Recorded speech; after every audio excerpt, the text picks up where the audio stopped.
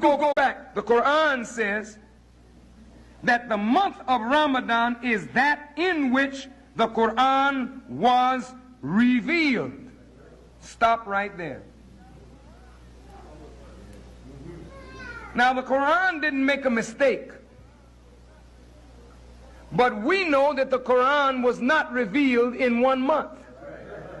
It was revealed over a period of 23 years. So which Quran was revealed in the month of Ramadan? Is there another book that is to come in the month of Ramadan? Or is it that supreme understanding of this book will be given in the month of Ramadan? All the scholars agree that something here needs to be better understood, because the Quran was not revealed in the month of Ramadan. It began in the month of Ramadan. And when that first revelation came to Muhammad, the scholars say it came in the month of December. You hear that? If you can't go the whole 30 days with us, take one. If you get by one, try two. During the daylight hours from sun up, don't put anything in your mouth. No water, no food. If you feel that you're going to be famished, get up before the sun rises. Get up at around 5:30. And if you feel like you need something, make you something then. It's permissible. But if I were you, I would need food then. I would take me a nice herbal tea, water, and juice. And when the sun or the day begins to break, stop. When it's dark again, and eat. That discipline all day long. Think about it.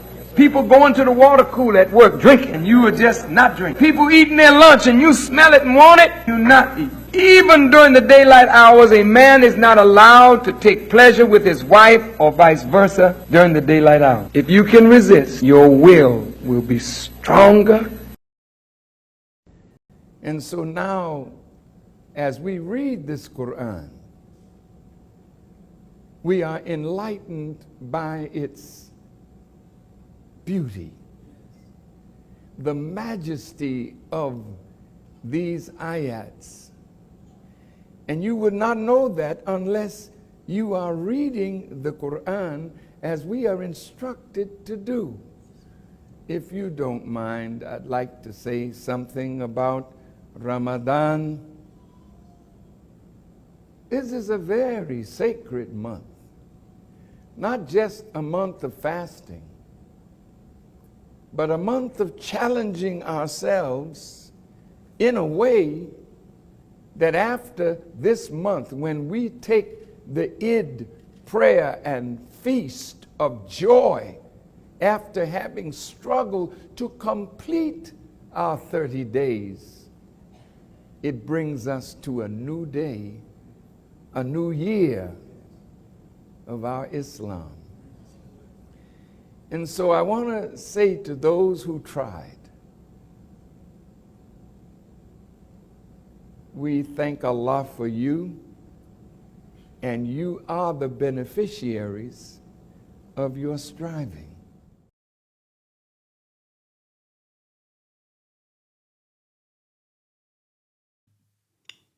Ramadan Mubarak. Can you all hear me? Ramadan Mubarak. We are on day number 21, y'all. Man, we are almost there. We are on day number 21. Ooh, we rocking and rolling now, man. Last 10 days. Well, yeah, last 9 days now. For those who have the Muhammad Ali version, we are on page number 792. We are on Surah or chapter 29, ayat number 45. That's what we're going to be starting with here today. All right. Let me go ahead and get my handy dandy. Shout out to those who are here on the weekends. Shout out to those who are here live with us on the weekends, man. That show dedication right there. Especially you all who are doing this for your very first time. If you still been pushing, you still been rocking, and you've been with us since day one, salute to you, salute to you, salute to you. In the name of Allah, the Beneficent, the Merciful, I bear witness that there is no God but Allah. Muhammad is his messenger. I would like to greet you all with the greeting words of peace. We say it in the Arabic language of Assalamu alaikum. All right.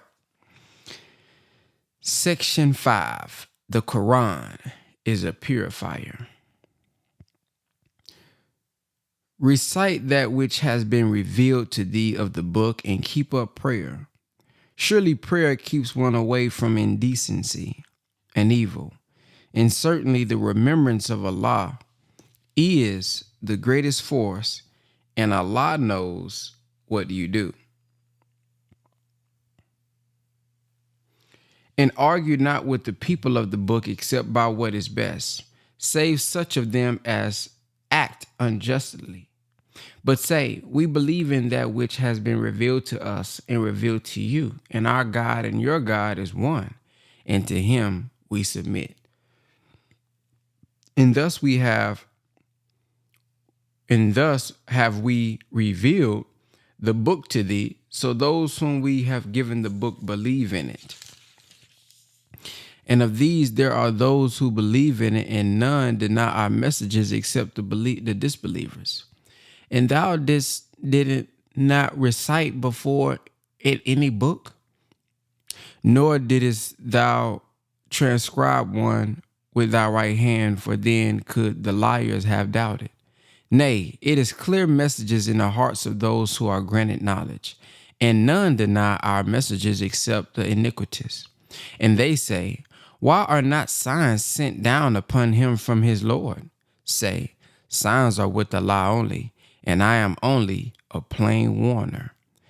Is it not enough for them that we have revealed to thee the book which is recited to them?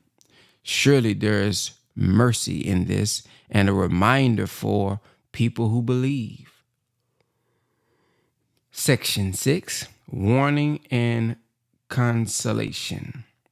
Say, Allah is sufficient as a witness between me and you, and he knows what is in the heavens and the earth. And those who believe in falsehood and disbelieve in Allah, these it is that are the losers. And they asked thee to hasten on the chastisement. And had not a term been appointed, the chastisement would certainly have come to them. And certainly it will come to them all of a sudden while they perceive not. They asked thee to hasten on the chastisement, and surely hell encompasses the disbelievers. The day when the chastisement will cover them from above them and from beneath their feet, and he will say, taste what you did. O my servants who believe, surely my earth is vast, so serve me only. Every soul must taste of death, then to us you will be returned. And those who believe and do good, we shall certainly give them an abode in high places in the garden wherein flow rivers, abiding therein. Excellent the reward of the workers, who are patient, and on their Lord they rely. And how many a living creature carries not its sustenance? Allah sustains it and yourself, and he is the hearing, the knowing. And if thou ask them who created the heavens and the earth and made the sun and the moon subservient, they would say, Allah. Whence are they then turned away? Allah makes abundant the means of subsistence. For whom he pleases of his servants and straightens them for him. Surely Allah is knower of all things. And if thou ask them, who is it that sends down water from the clouds, then gives life to the earth with it after its death? They will say, Allah. Say, praise be to Allah. Nay, most of them understand not. Brother King Cam. Section 7. Triumph of the Faithful. And we are on Surah 29, page 796, Ayat 64, verse 64. And the life of this world is but a sport and a play, and the home of the hereafter that surely is the life, did they but know. So when they ride in the ships, they call upon Allah, being sincerely obedient to him. But when he brings them safe to the land, lo, they associate others with him, that they may be ungrateful for what we have given them, and that they may enjoy, but they shall soon know. See that thou, see they not that we have made a sacred territory secure, while men are carried off by force from around them? Will they still believe in the falsehood and disbelieve in the favor of Allah? And who is more iniquitous than one who forges a lie against Allah and gives the lie to the truth when it comes to him? Is there not an abode in hell for the disbelievers? And those who strive hard for us, we shall certainly guide them in our ways, and Allah is surely with the doers of good. Surah 30, the Romans, section 1, a great prophecy. In the name of Allah, the Beneficent, the Merciful, I, Allah, am the best knower. The Romans are vanquished in a near land, and they, after their defeat, will gain victories. Within 9 years, Allah's is the command before and after. And on that day, the believers will rejoice in Allah's help. He helps whom he pleases, and he is the mighty, the merciful. It is Allah's promise. Allah will not fail in his promise, but most people know not. They know the outward of this world's life, but of the hereafter they are heedless.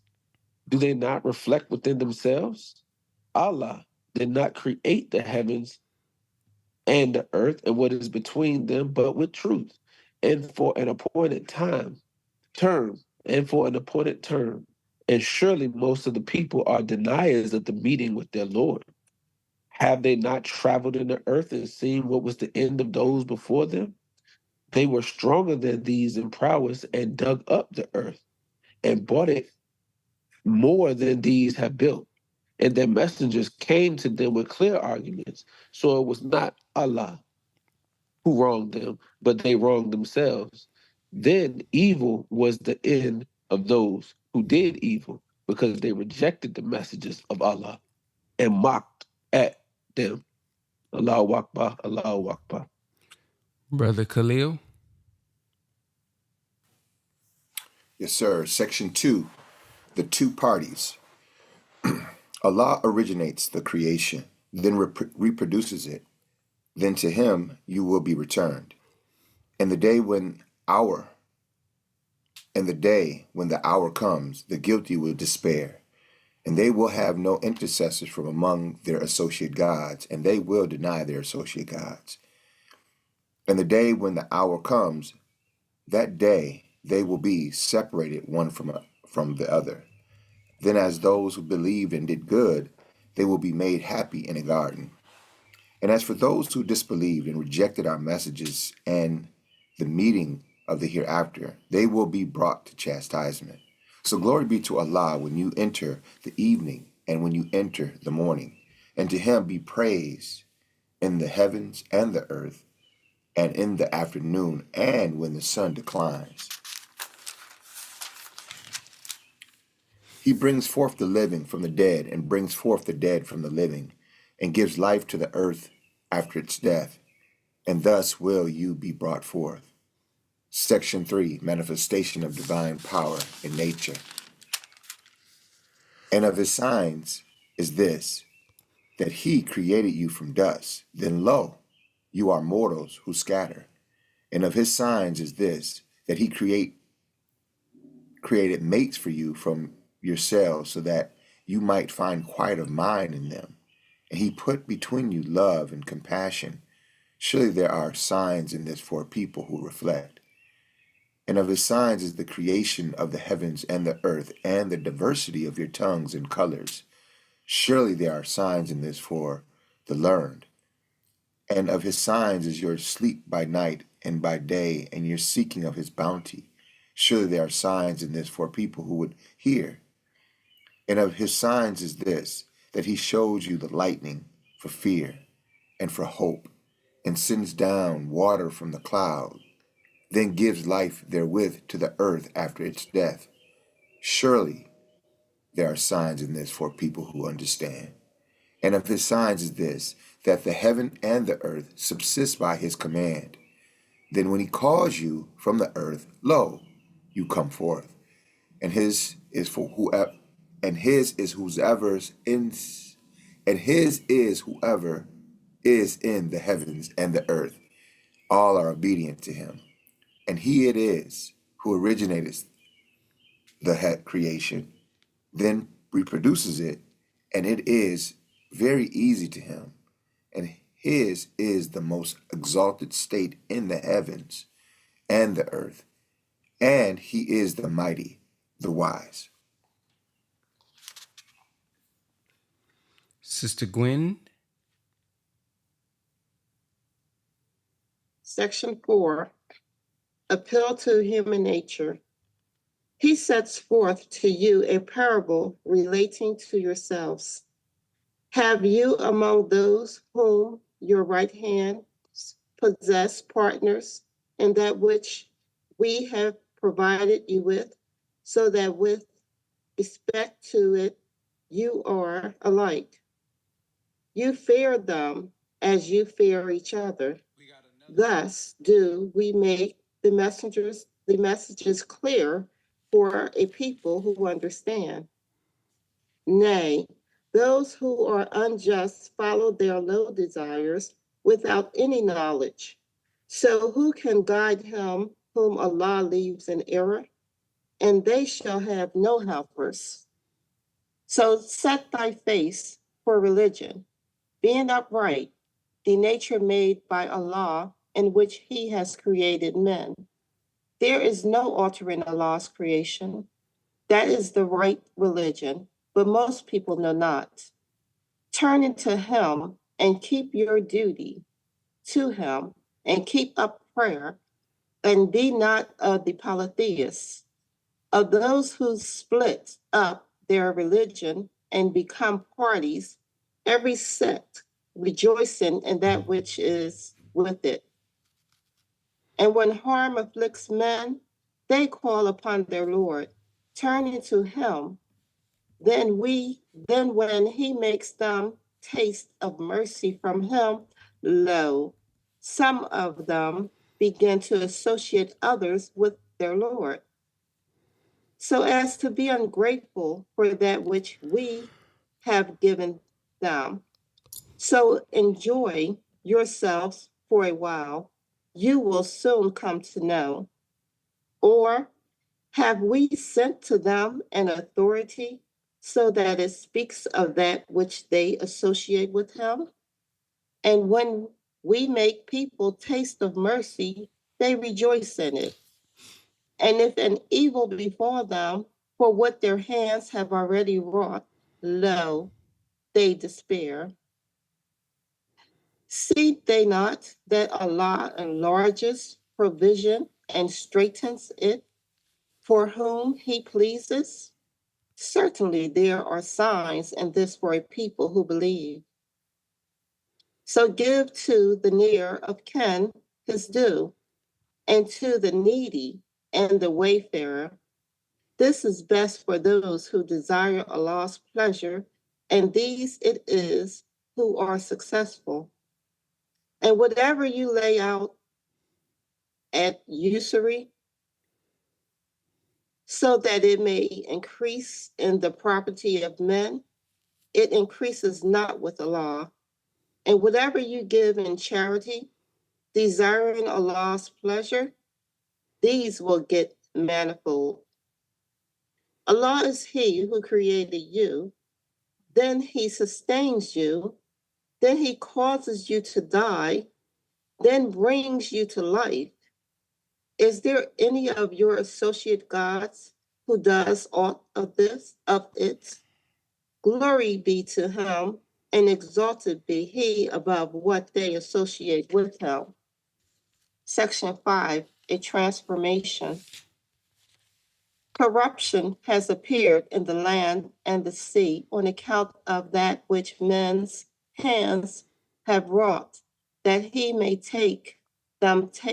that he may make them taste a part of that which they have done, so that they may return. Say, travel in the land, then see what was the end of those before. Most of them were polytheists. Then set thyself, being upright, to the right religion before there come from Allah the day which cannot be averted. On that day, they will be separated.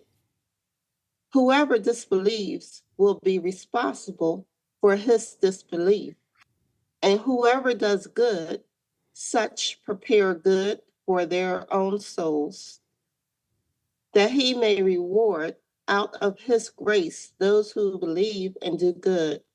Surely he loves not the disbelievers. And of his signs is this, that he sends forth the winds bearing good news, and that he may make you taste of his mercy, and that the ships may glide by his command, and that you may seek of his grace, and that you may be grateful. And certainly we sent before thee messengers to their people, so they came to them with clear arguments. When we punished those who were guilty, and to help believers is ever incumbent on us. Allah is he who sends forth the winds, so they raise a cloud. Then he spreads it forth in the sky as he pleases, and he breaks it so that you see the rain coming forth from inside it. Then when he causes it to fall upon whom he pleases of his servants, lo, they rejoice. Though they were before this, before it was sent down upon them, is sure despair. Look then at the signs of Allah's mercy, how he gives life to the earth after its death. Surely he is the quickener of the dead, and he is the possessor of power over all things. And if we send a wind and they see it yellow, they would after that certainly continue to disbelieve.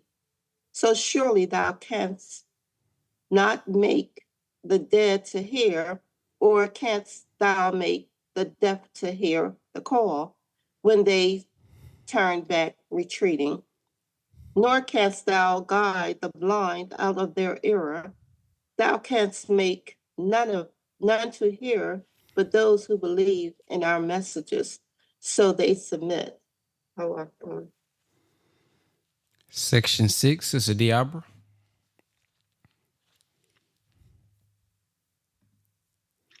Section 6, excuse me, overthrow of opposition. Allah is he who created you from a state of weakness, then he gave strength after weakness, then ordained weakness and hoary hair after strength. He creates what he pleases, and he is the knowing, the powerful. And the day when the hour comes, the guilty will swear, they did not tarry but an hour. Thus are they ever turned away. And those who are given knowledge and faith will say, certainly you tarried according to the ordinance of Allah to the day of resurrection. So this is the day of resurrection, but you did not know. So that day, their excuse will not profit those who were unjust, nor will they be granted goodwill. And certainly we have set forth for men in this Quran every kind of parable. And if thou bring them a sign, those who disbelieve will certainly say, you are not but deceivers. Thus does Allah seal the hearts of those who know not. So be patient. Surely the promise of Allah is true, and let not those disquiet thee who have no certainty. Chapter 31, Luqman. Section 1. Believers will be successful. In the name of Allah, the Beneficent, the Merciful, I, Allah, am the best knower. These are the verses of the Book of Wisdom, a guidance and a mercy for the doers of good, who keep up prayer and pay the poor rate, and who are certain of the hereafter. These are on the guidance from their Lord, and these are they who are successful. And of men is he who takes instead frivolous discourse to lead astray from Allah's path without knowledge, and to make it a mockery, for such is an abasing chastisement. And when our messages are recited to him, he turns back proudly, as if he had not heard them, as if there were deafness in his ears. So announce to him a painful chastisement. Those who believe and do good, for them are gardens of bliss to abide therein, a promise of Allah in truth. And he is the mighty, the wise. He created the heavens without pillars that you see, and cast mountains on the earth lest it should be convulsed with you. And he spread on it animals of every kind, and we send down water from the clouds, then cause to grow therein of every noble kind. This is Allah's creation. Now show me that which those besides him have created. Nay, the unjust are in manifest error. Up next, we have Brother Remus. Yes, sir. Assalamu alaikum. Ramadan Mubarak. Section 2. Luqman's advice to his son. And certainly we gave Luqman wisdom, saying, give thanks to Allah, and whoever is thankful for his own soul. And whoever denies, then surely Allah is self-sufficient, praised. And when Luqman said to his son, while he admonished him, O my son, ascribe no partner to Allah. Surely ascribing partners to him is a grievous iniquity. And we have enjoined on man concerning his parents. His mother bears him with faintings upon faintings, and his weaning takes 2 years, saying, give thanks to me and to thy parents. To me is the eventual coming.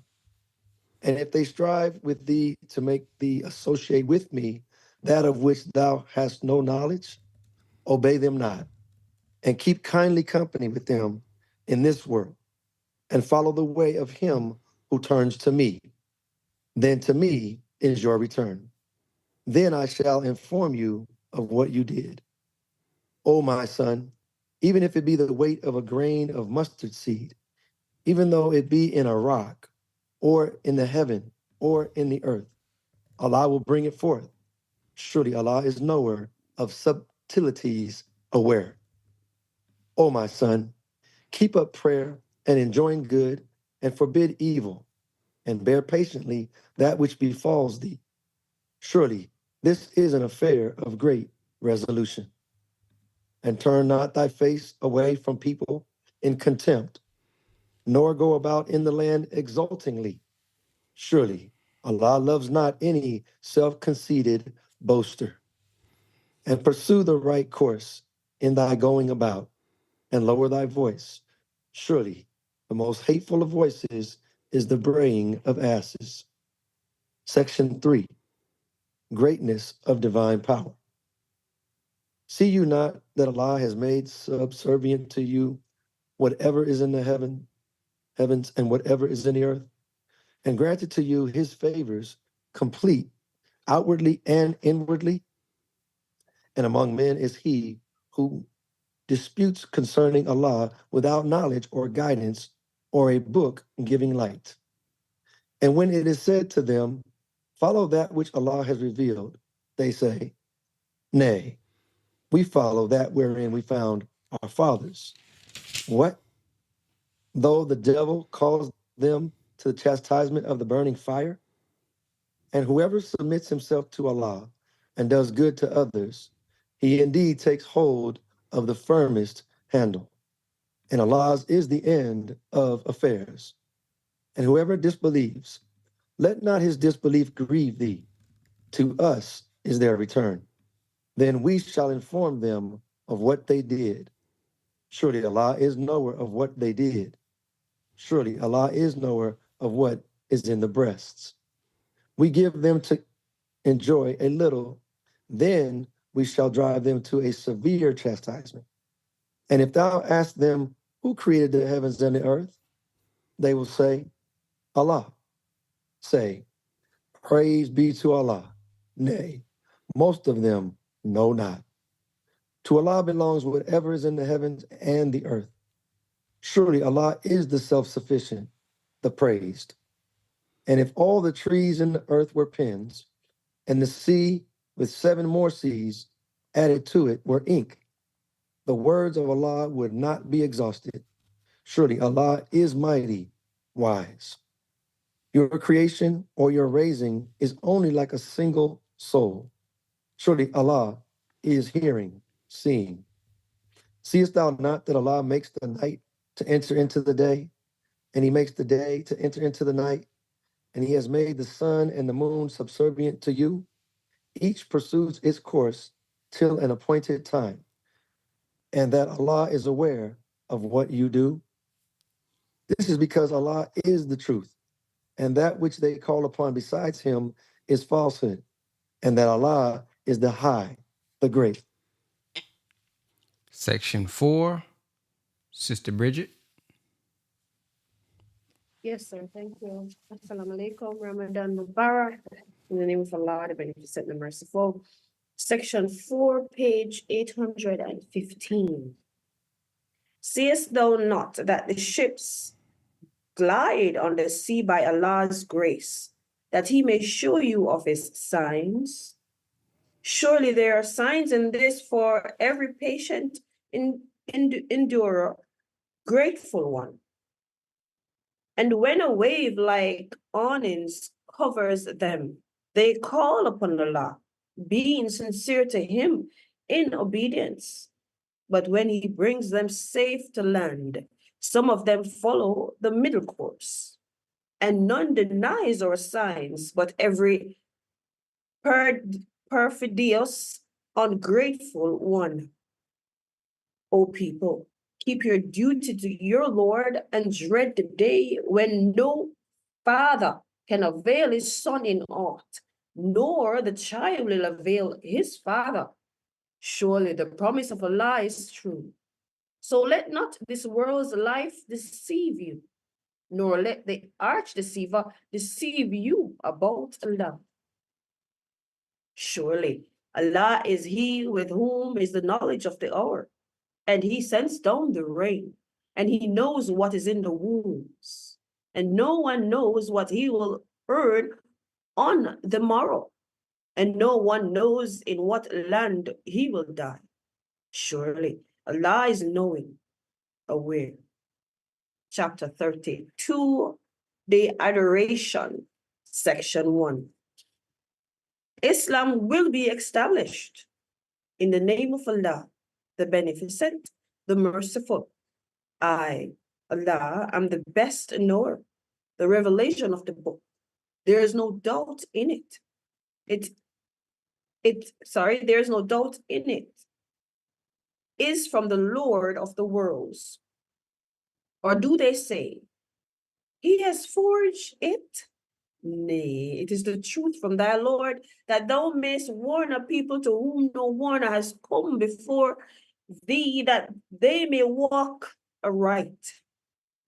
Allah is he who created the heavens and the earth and what is between them in 6 periods.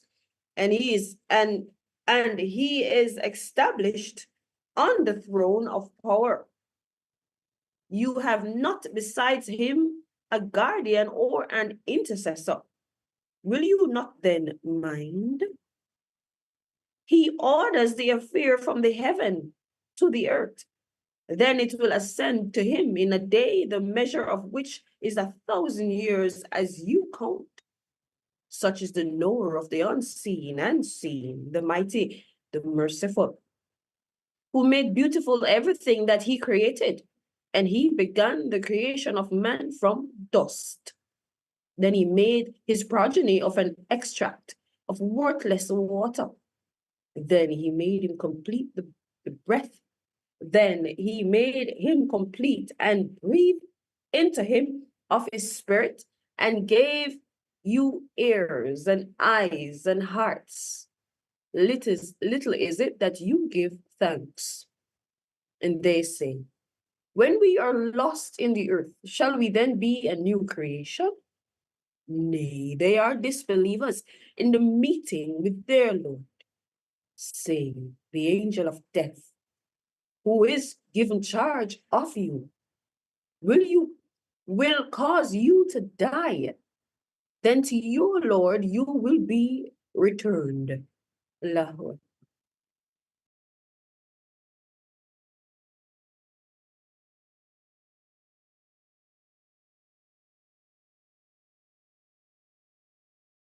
I'm sorry, I was on mute. Sister Janae?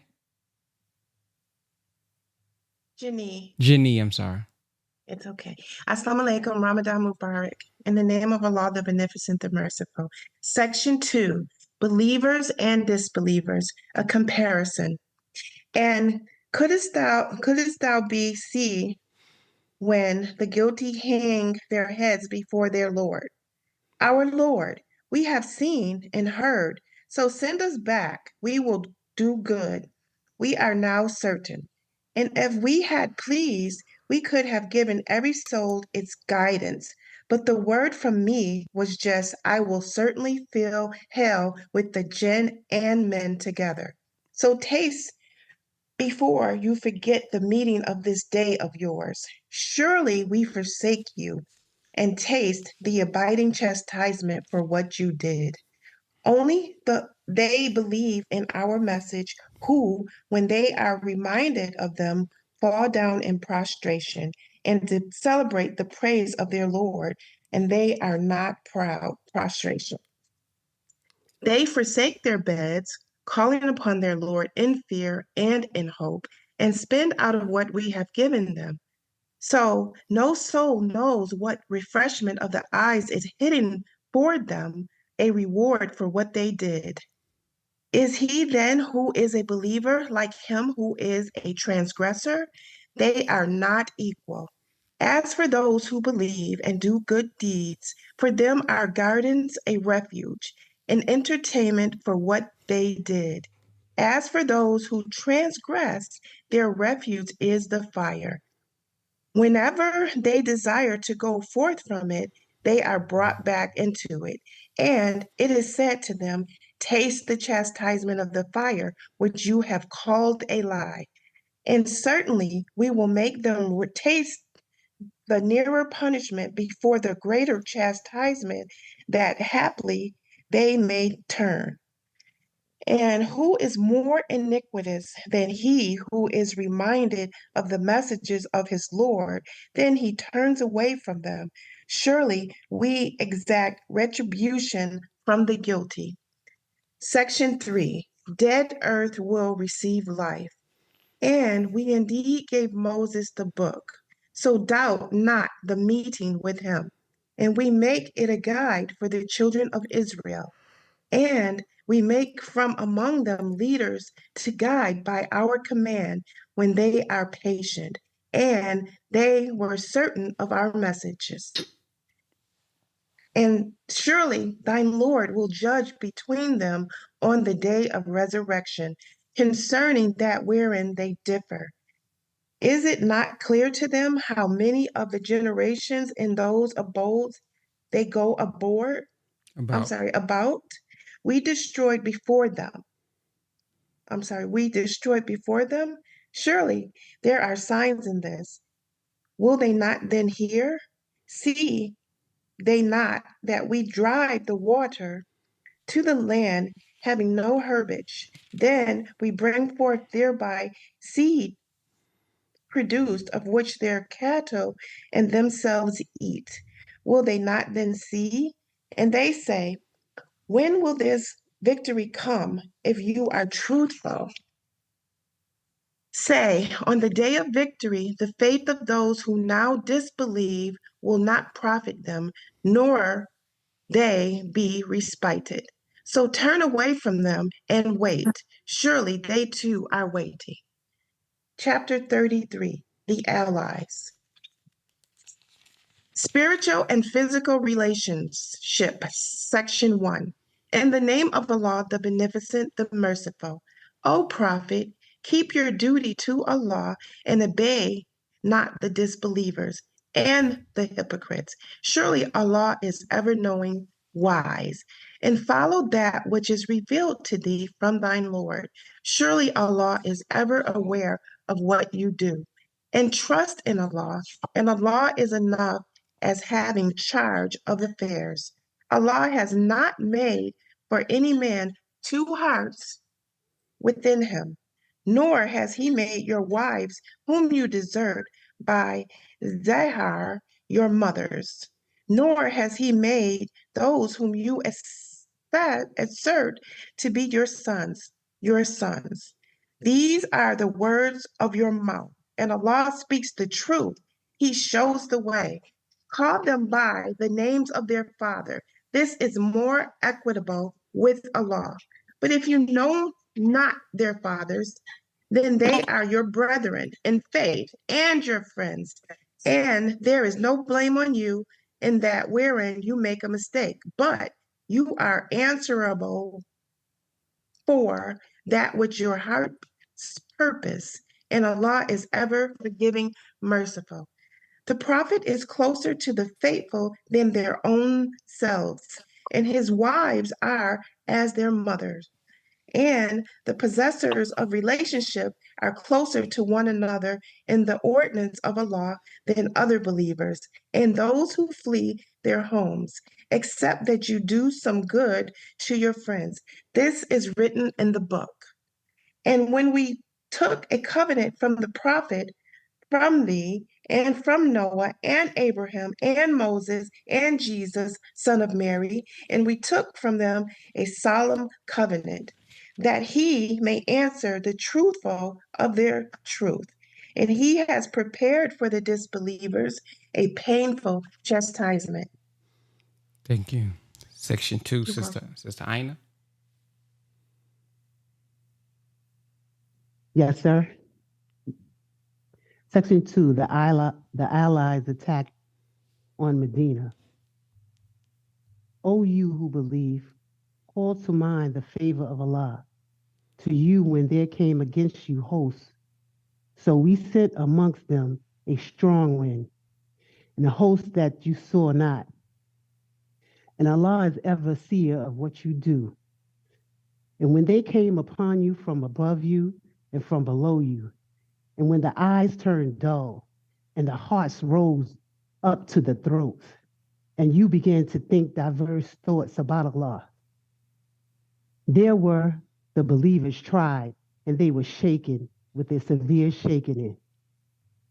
And when the hypocrites and those whose hearts were diseased began to say, Allah and his messenger did not promise us victory, but only to deceive. And when a party of them said, O people of Yatarib, you cannot make a stand, so go back. And a party of them asked permission of the prophet, saying, our houses are exposed. And they were not exposed. They only desired to run away. And if an entry were made upon them, the outlying parts of it, and they were asked to wage war against the Muslims, they would certainly have done it. And they would not have stayed in it but a little while. And they had indeed made a covenant with Allah before, that they would not turn their backs. And a covenant with Allah must be answered for.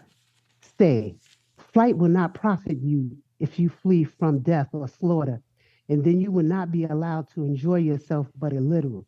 Say, who is it that can protect you from Allah if he intends to harm you or he intends to show you mercy?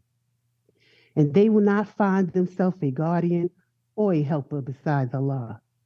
Allah indeed knows those among you who hinder others and those who say to their brethren, come to us, and they come not to the fight but a little, being niggardly with respect to you, But when fear comes, thou would see them looking to thee, their eyes rolling like one swooning because of death. But when fear is gone, they smite you with sharp tongues, being covetous of wealth. These have not believed. These have not believed. So Allah makes their deeds naught, and that is easy for Allah. They think that the allies are not gone, and if the allies should come again, they would fain be in the deserts with the desert Arabs, asking for news about you. And if they were among you, they would not fight, save little. Allies fight, punished. Certainly, you have in the messenger of Allah an excellent exemplar for him who hopes in Allah in the latter day and remembers Allah much. And when the believers saw the allies, they said, this is what Allah and his messenger promised us. And Allah and his messenger spoke. Allah and his messenger spoke the truth. And it only added to their faith and submission. Of the believers are men who are true to the covenant, they with Allah. So of them is he who has accomplished his vow, and of them is he who yet waits, and they have not changed in the least. That Allah may reward the truthful for their truth and chastise the hypocrites. If he please, or turn to them mercifully, surely Allah is ever forgiving, merciful. And Allah turned back the disbelievers in their rage. They gained no advantage, and Allah sufficed the believers in fighting, and Allah is ever strong, mighty. And he drove down those of the people of the book who backed them from their fortresses, and he cast awe into their hearts. Some you killed, and you took captive some, and he made you heirs of their land and their dwellings and their property, into a land which you have not yet trodden, and Allah is ever possessor of power over all things. Section 4, Brother Russell.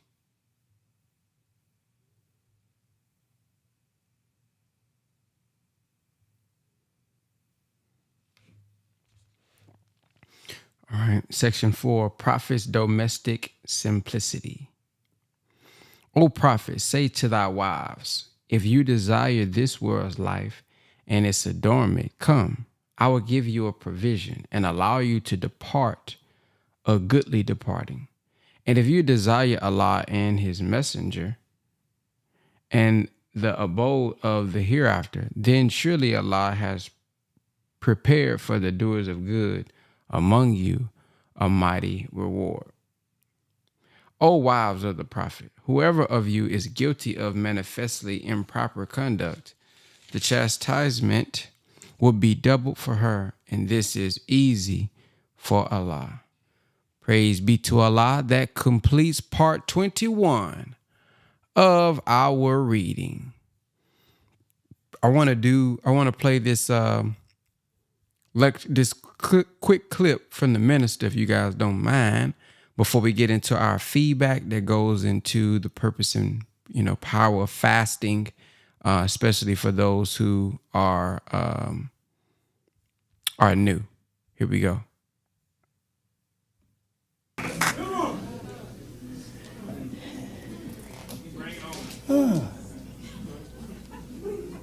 Allah says, "Oh, you who believe, fasting is prescribed for you as it was prescribed for those before you, so that you may guard against evil." Stop right there. It ain't talking about Ramadan, not just talking about fasting. Now, Muslims, how often do you fast? Well, I just wait until Ramadan comes, baby. And if I can get through that, I figure I've done my duty. But evil is pervasive. That's right. As a young follower of the Honorable Elijah Muhammad, I fasted every month, 3 days. My wife will tell you I fasted 5 days. I fast 7 days. I fast 10 days. I fast 12 days. I fasted 40 days.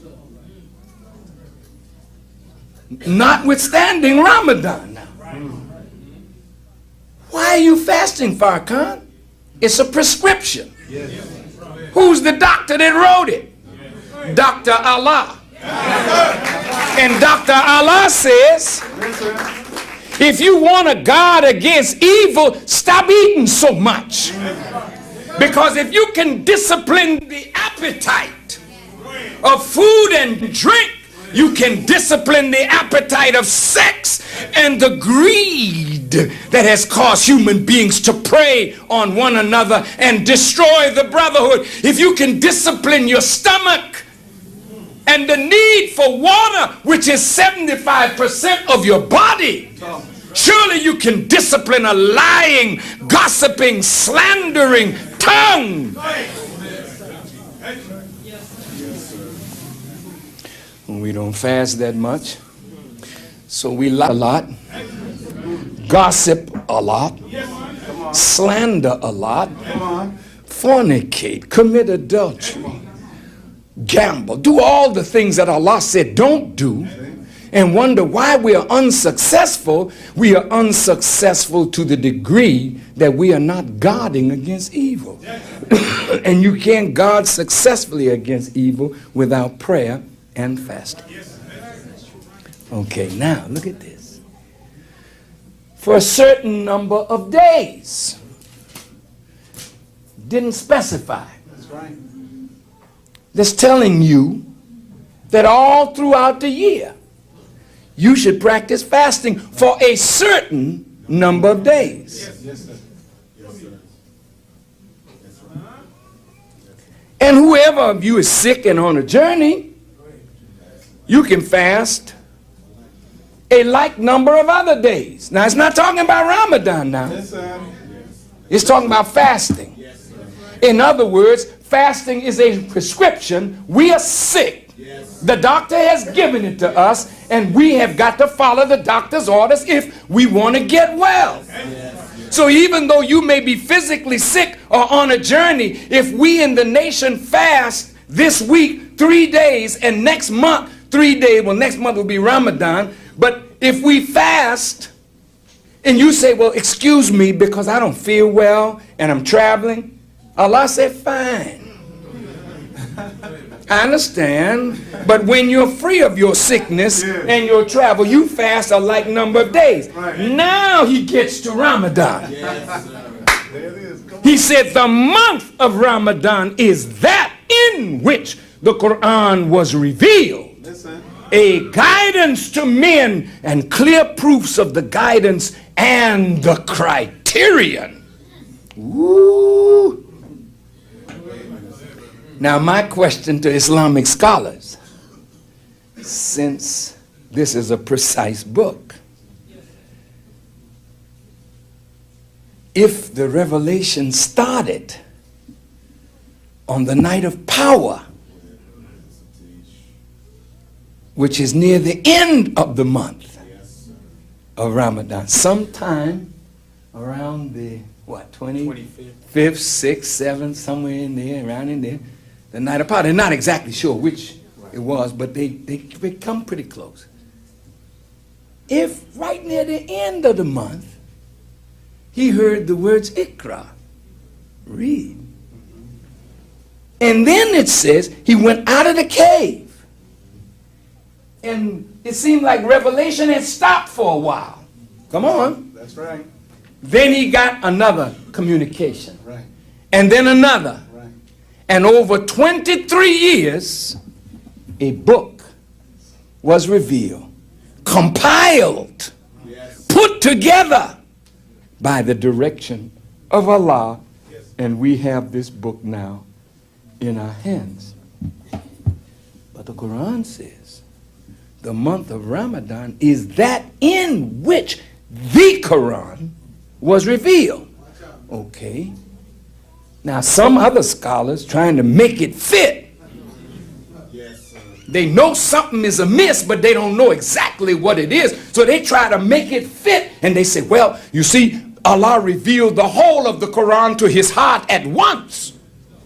And then under circumstances, it would come out. Well, hell, if he revealed it all at once, then Gabriel's job was over the first time he saw him. But that's not true. Gabriel assisted him all the way through till the Quran was completely revealed. Something is missing here that needs to be discussed. So whoever of you is present in the month, he shall fast therein. Now you got the prescription, fasting generally. Now you got a specific instruction from God. Whoever is present in this month, you must fast therein, in that whole month. Then it says, but whoever is sick or on a journey, he shall fast a like number of days. Allah desires ease for you. So the Muslim world said, well, Elijah Muhammad, you're not a real Muslim. You're just not a real Muslim because you're not fasting with us during the month of Ramadan. You're fasting in the month of December. Honorable Elijah Muhammad said, yes, it's true. He said, but my people have been brought to America and robbed completely and spoiled. They are sick.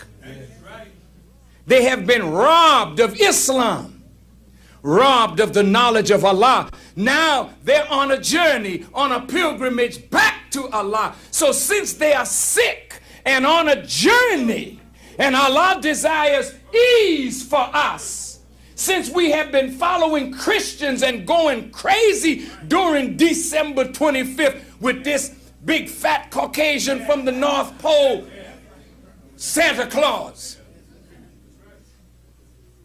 And the Honorable Elijah Muhammad says, okay, we'll take December since it's the shortest number. No, the shortest days. And Allah desires ease. I'm going to get you to fast during the whole month. But the sun will set early, short, at 5 o'clock or somewhere nearby, and you won't have to have those long days like your big brothers. And since you are sick and on the journey, we're still going to keep the fast, but we'll keep it in a like number of days. Now look at this.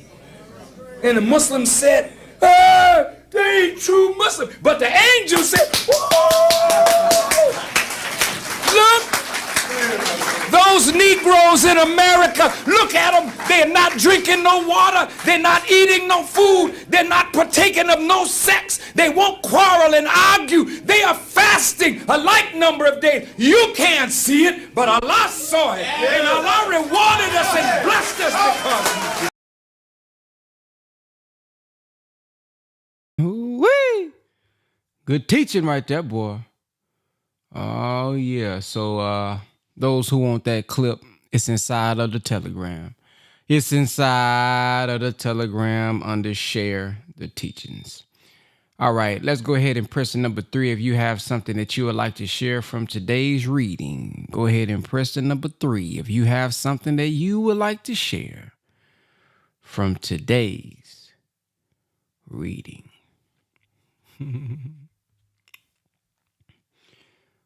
All right, let's start off with Brother Russell. Assalamu alaikum, Ramadan Mubarak. Sorry, I didn't call my name earlier to finish reading either, brother. But I wanted to start with Surah 29, Section 7, Triumph of the Faithful. Surah 64, 65. And the life of this world is but a sport and a play. And the home of the hereafter, that surely is the life, did they but know. So when they ride in, the ships, they call upon Allah, being sincerely obedient to him. But when he brings them safe to the land, lo, they associate others with him. So this stood out to me when Brother King Cam was reading, because in the first verse, how it says that this life is the secondary life. This is not the eternal life, as it continues to say throughout the Quran. I made a people, and then they will return to him, my Lord. And it just reminded me of how we can get caught up, how we were so lost, and how we were deceived by Satan, how he deceived the whole world. And just as the minister was just talking about, as fasting as a prescription, because of all the things that we have associated with him and took beside him, as it says in the next surah, 65, when being obedient to him, but brings him safe to the land, love, they associate others with him, and how others and how people over time have associated so many other things and worship them so much. And yesterday I was at one of my friends, I call him my brother. He had a diaper party. He's having a baby next week. So his brother had texted me and asked me to come. He's like, we're having a surprise party. So I showed up. I went, and we was watching, the March Madness games. So, I just enjoyed my time with them because I haven't really been indulging in March Madness because I just wanted to do something different this year and replace that time with more godly habits. That's what I call them, my good godly habits. And he brought me to work afterwards, and he asked me something. He was like, "Man, do you ever get caught up scrolling?" And he meant scrolling on the internet, getting lost, being in the matrix. And he was just like, how do you stop? How do you stop scrolling? How do you, stay away from it? And I was like, well, I replaced that habit with something else. And I was like, well, I'm 34 now. I was like, I've been scrolling, confused, lost in the matrix for a long time. But at this point in my life, I know I'm not missing nothing. So I was like, I replaced that habit with something different to keep me away from it, so I don't feel like that I'm missing out on something. And he was like, "Oh, discipline." I'm like, "Yeah, exactly. That's the discipline." And that's what has brought me to Islam as well. And not just Islam, but the nation of Islam, because it's the discipline. It's the discipline that I've always seeked out in my life. It's the discipline that I would love to have. It's the discipline that keeps me here. And I was telling him, I was like, you ain't missing nothing. We're not missing nothing being in this matrix, whether it be on the phone scrolling, finding different things, or going to the parties, or this or that, or whatever it may be. I don't miss nothing. I've missed nothing at this point. I don't feel like I miss anything because I know what's for me is for me, and God is gonna always give me what is for me.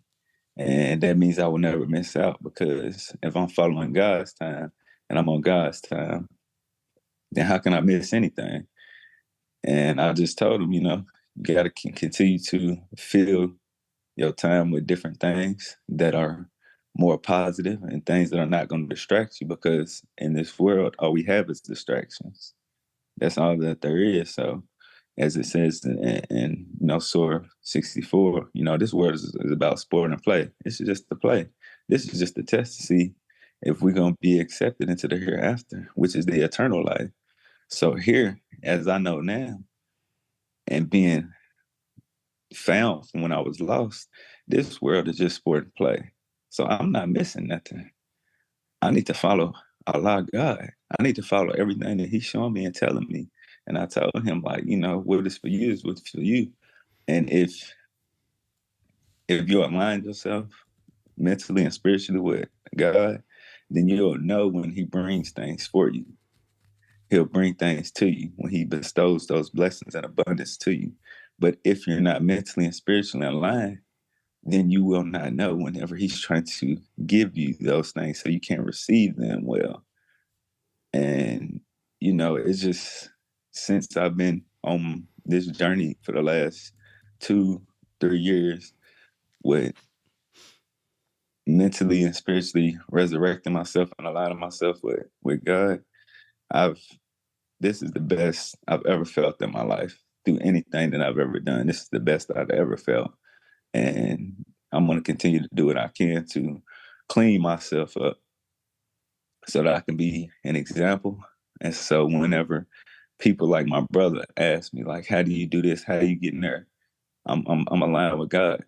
I'm aligned with God. I'm doing the work. I'm trying to clean myself up so that I can be not only the example, but whenever I'm able to do more leading and teaching, then I'm able to do that in the correct manner if I get the permission from Allah to do that. But as far as right now, I'm just going to continue to stay a student. I'm continuing to learn. I'm continuing to learn how to be disciplined and submit to Allah and all that He's asking of me. And that's all that I had, brother. Thank you. Assalamu alaikum.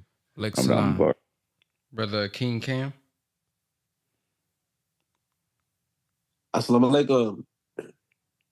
Like So salam. what stood out to me first was in Surah 31, verse 18 and 19. And it says, and turn not thy face away from people in contempt, nor go about in the land exultingly. Surely Allah loves not any self-conceited boaster. And pursue the right course in thy going about, and lower thy voice. Surely the most hateful of voices is braying of asses. And in the footnotes, it says that humility and meekness were taught by every prophet.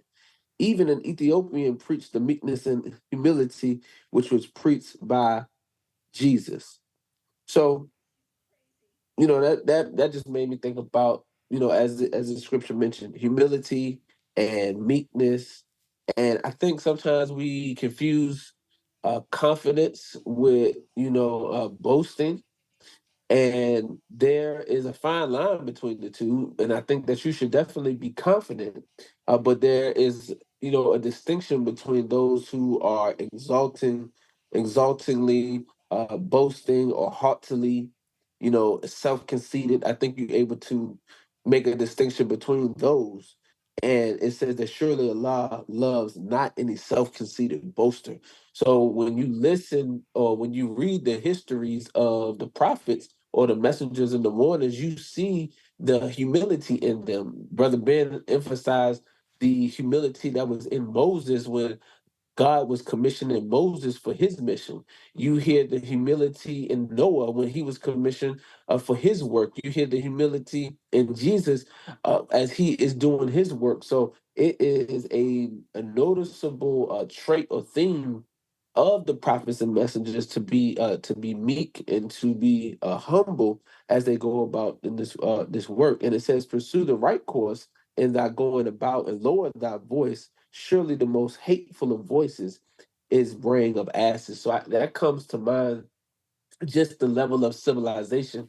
And then the most honorable Elijah Muhammad, is teaching us and helping to bring us into high civilization.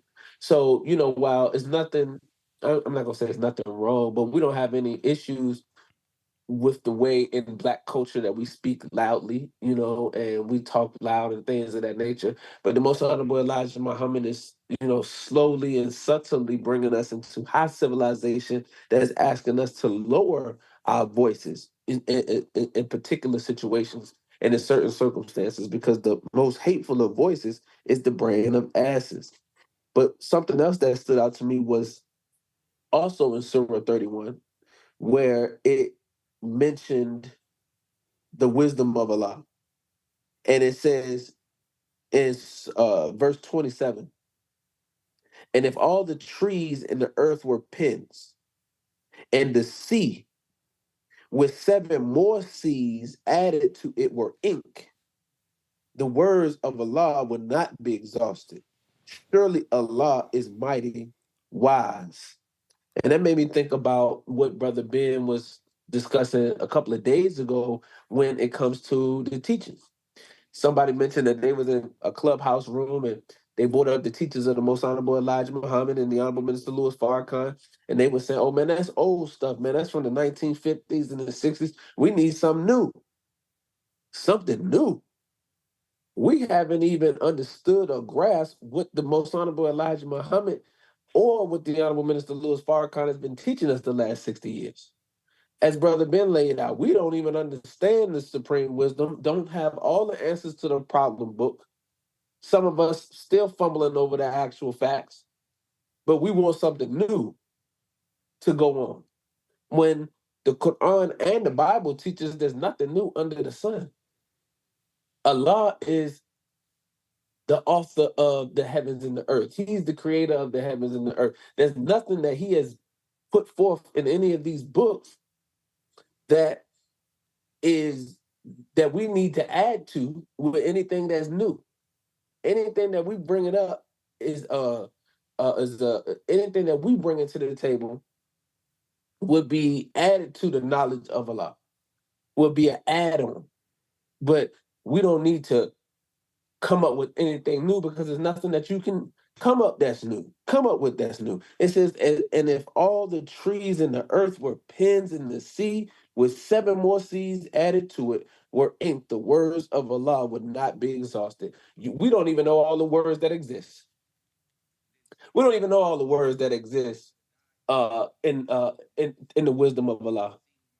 Solomon is mentioned in a few surahs back, and it says that Solomon was taught the language of the birds.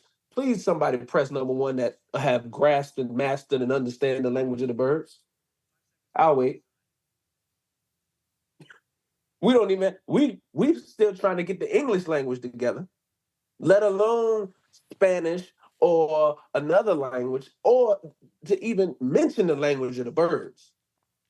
This is how much wisdom Allah has that cannot be exhausted. So as we continue on our path and on our journey, let's not get arrogant. Let's not get bored, as Brother Ben mentioned, because we haven't been doing what we have been called to do. So yeah, you get bored with the same Wednesday night meeting, Friday night meeting, Sunday meeting that you going to, but you're not bringing no guests. You're not allowing Allah to open your mind and dig deep into the teachers because you have nobody asking questions because you're not inviting nobody.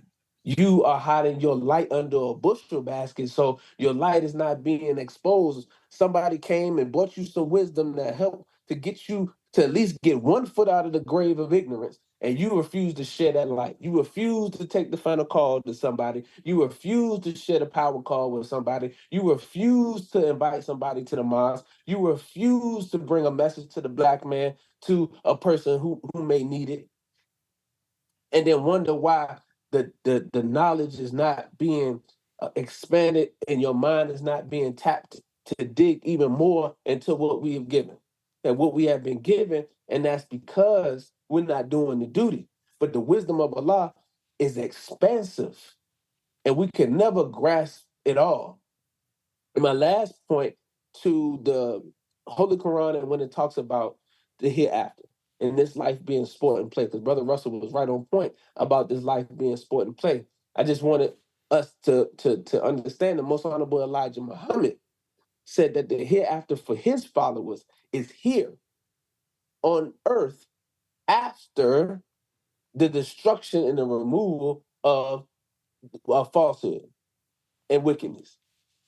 So I don't want us to go off and get us spooky because we say, yeah, this world of sport and play and what I mean, we ready for the hereafter, you know what I'm saying? So I ain't even gonna worry about what's going on in this world because I'm waiting on the hereafter. No. The hereafter is here too now. It's on earth. So let's not get ready to jump in the pine boxes yet because we thinking that's the hereafter. No, the hereafter is here on earth, family. It's here. It's after the destruction of the wicked and the removal of the falsehood. So that's what we're seeing happen today. The Honorable Minister Louis Farrakhan is on his job, removing the falsehood from our minds, removing and exposing the falsehood so this all being made manifest now so truth can supplant it. so we can start to put our minds in the mindset, in the state of the hereafter, which is the days of Allah. So I just wanted to say that, family. Assalamu alaikum. Wa alaikum salam. All right, let's see here.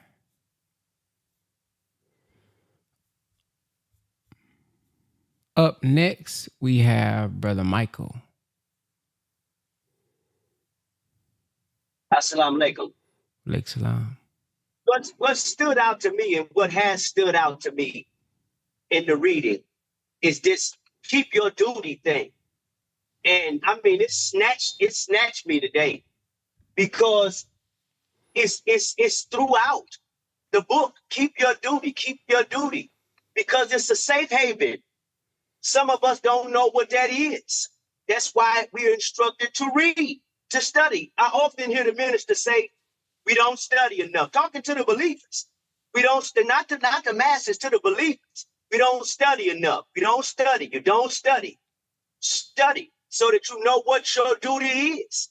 Seek God's face, because it's more important than all of the degrees, accreditations, and whatnot that people go hard to get so that they can get material things. But we don't study the manual for life. We don't, whether that's Bible or Quran, we don't do that. It's like I don't know, a pastime thing now, something that used to be done back in the day, where there's nothing new under the sun. We don't know what our duty is. And then those of us who do know, it's imperative that you keep it. If you got to go against family, loved ones, whoever, keep your duty, because it's a safe haven for you. So that's what's standing out to me. And that's what stood out to me. Keep your duty. It's a safeguard, even when you go through trial and difficulty. If you keep in your duty, you're going to come out better than if you don't keep your duty and you know that you have one, but you shirk it, you catch it hell. If you don't know what your duty is and you catch hell, well, you can be absolved of some of that because you don't know any better. But that's what's standing out to me. And then when you played the clip about the minister saying he fasted, it tickles me a little bit, because I came into the teachings. I was introduced to the teachings 33 years ago, incarcerated. And I had been practicing and being a student in the nation for about good 6 years. I had at the time, it was only 18 study guides. I had all 18 of them. And some brothers came around who wanted us to start observing this 3-day fast, this 72-hour fast every month, the first week of every month for the weekend. And I balked at that. I had a problem with y'all flipping this script, y'all changing up. Here you come with that quarter through teen type thing. No, man. And brother, how many study guides you got? I have 18 of them. Brother, go back, and I believe it's study guide number 13. I'm not 100% sure, but I believe it's study guide number 13. And it talks about it. And he said, when you find it, I want a 5-page essay on what fasting do for you. And then you got to run 2 miles, which is several laps. And I said, okay, fine. So I went back, I discovered it. I said, oh, damn, it's in there, right in your face. So we started doing that. And it took me a while. I had a couple of cycles to get the full 72 down. But the kicker is that we were also made to work out.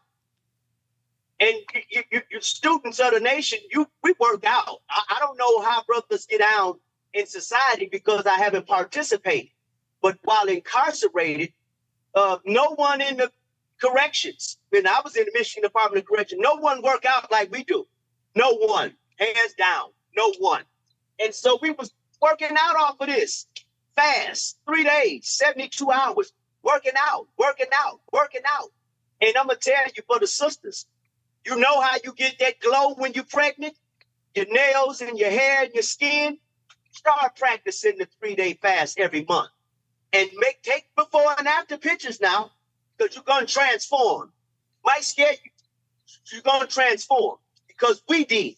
And got to be so strong, man. It was a little scary for self, but after a while, it also humble you. It also humble you, because you know what you can do. When you know what you can do, it takes insecurity, and anxiety away from you. It take it away. You become someone else. And so in conclusion, I just wanna support and bear witness to what the minister said about instrumental fasting, not just during the month of Ramadan, not even just during the month of December, throughout the year. Make it a part of your routine, your daily, your monthly, make it a part of your routine and work out while fasting, whether it's calisthenics, whether it's walking, work out during the fast and watch yourself transform from the inside out. That's all I wanted to share, beloved. Assalamu alaikum. Lake Salam. Also, everyone, there is a timer today that Sister Randisha has up. Today is Sunday. I know people want to take a little nap before they get to the mosque. Don't want people falling asleep during the lecture, so we do have a timer today. Let's go to Sister Kava. Assalamu alaikum, Ramadan Mubarak. I'm looking at the Allies 33, starting with 12. And when the hypocrites and those in whose heart was a disease began to say, Allah and his messenger did not promise us victory, but only to deceive. And when a party of them said, O people of Yathrib, you cannot make a stand, so go back. And a party of them asked permission of the prophet, saying, our houses are exposed. And they were not exposed. They only desired to run away. And that just makes me to think of the time that we are in and how as things begin to heat up, as things with the Honorable Minister Louis Farrakhan with the lawsuit begins to come out and the things that we are standing on against the enemy begins to show itself. How many of us will be strong enough to take a stand and not have excuses as to why we have to turn our backs or, run away because of our families or just being fearful. I often, just for myself, just think about, question my own self. What is it? Is there anything, that the enemy can offer me to make me want to turn around? Is there any fears that I have, whether it be, fear of loss of life?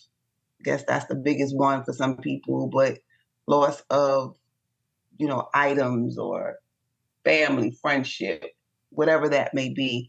And I think that, this is the time to study ourselves, to shore up and discover our own weaknesses so that we can stand, so that we won't have any fears in turning around, not just looking at people on the outside as if we see people being challenged and things going on in other people's lives.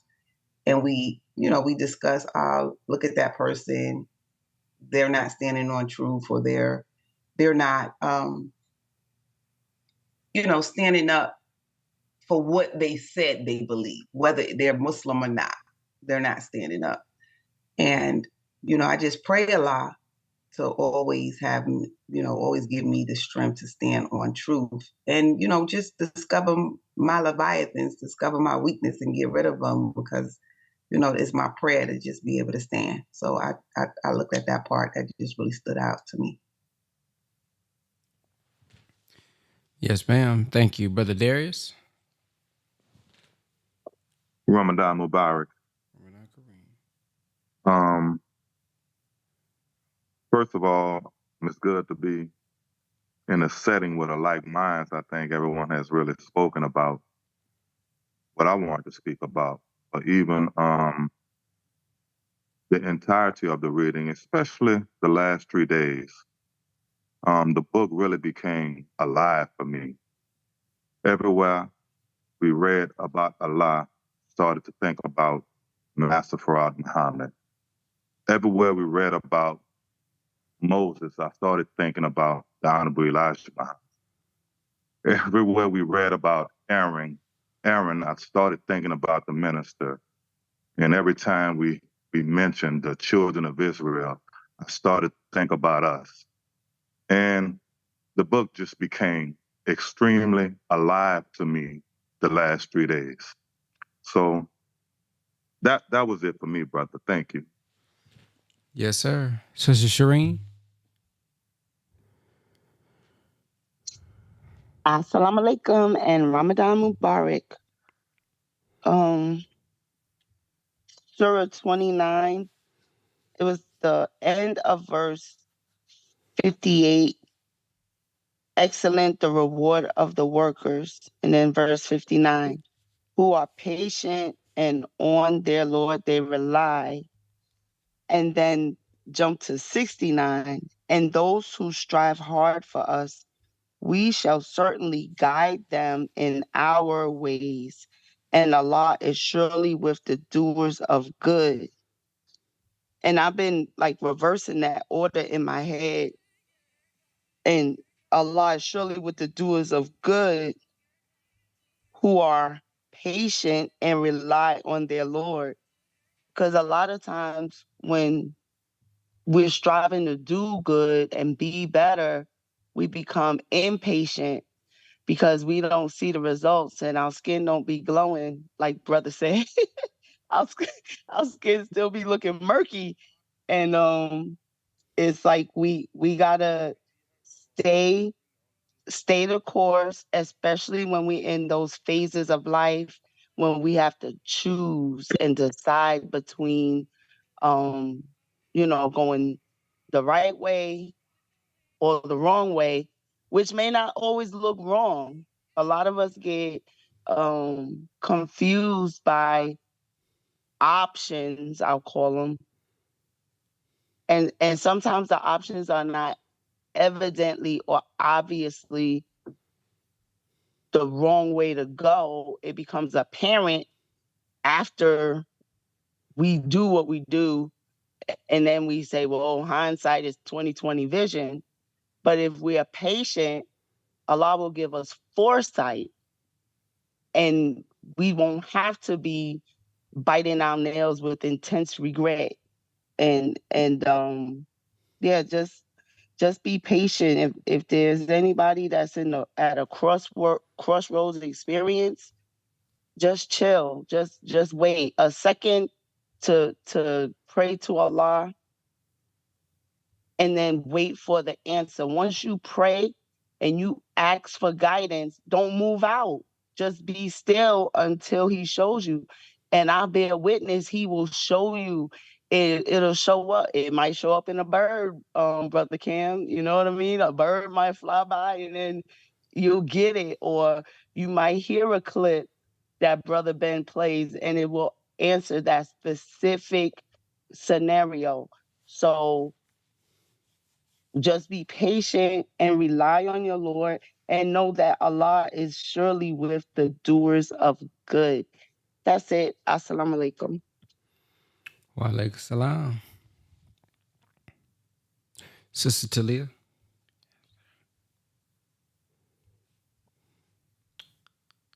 Assalamu alaikum and Ramadan Mubarak.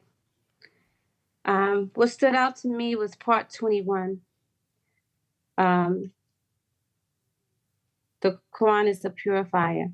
Recite that which has been revealed to thee of the book and keep up prayer. Surely prayer keeps one away from indecency and evil, and certainly the remembrance of Allah is the greatest force, and Allah knows what you do. And also,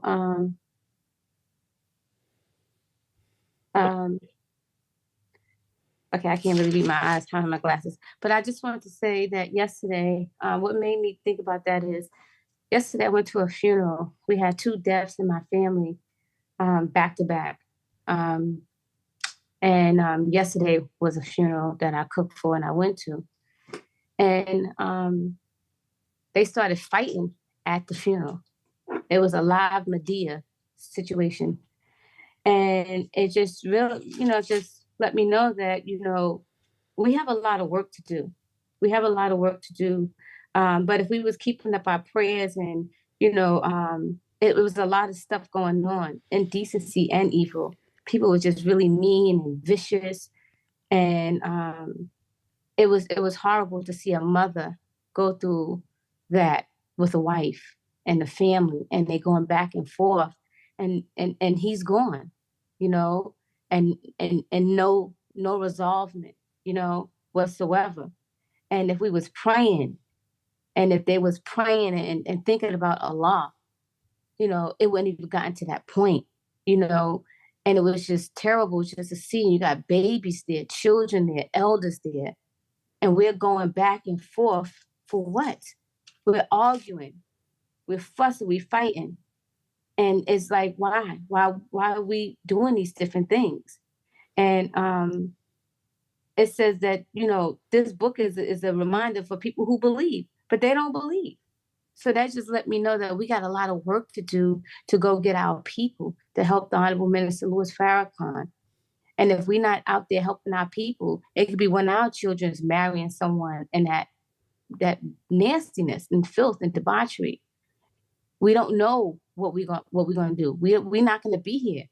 So how is our children gonna live? They are our future. And how are they raising their babies? So what are we doing if we're not teaching and training them to look back at the Quran? Because it's a purifier. It's like clean water. And so what are we drinking mentally, physically, spiritually, emotionally, economically? What are we drinking? What are we delving into? And if we're not out here trying to save our people, then what are we doing? But we first must save ourselves. So I just wanted to say that, you know, it was just terrible, just terrible. Family came all the way from all different parts of the world to come to witness this. And you know, I had a meeting yesterday. I couldn't even go. I was just so stressed out because it was just craziness. So I just want to say that we have to go out there and get our people. They need us. We have to be savers. We can't just go to Savior's Day and that's it. No, what are we doing? Are we fasting? Are we praying? You know, so is our skin looking clear? And is the skin from within inside you? What is it like?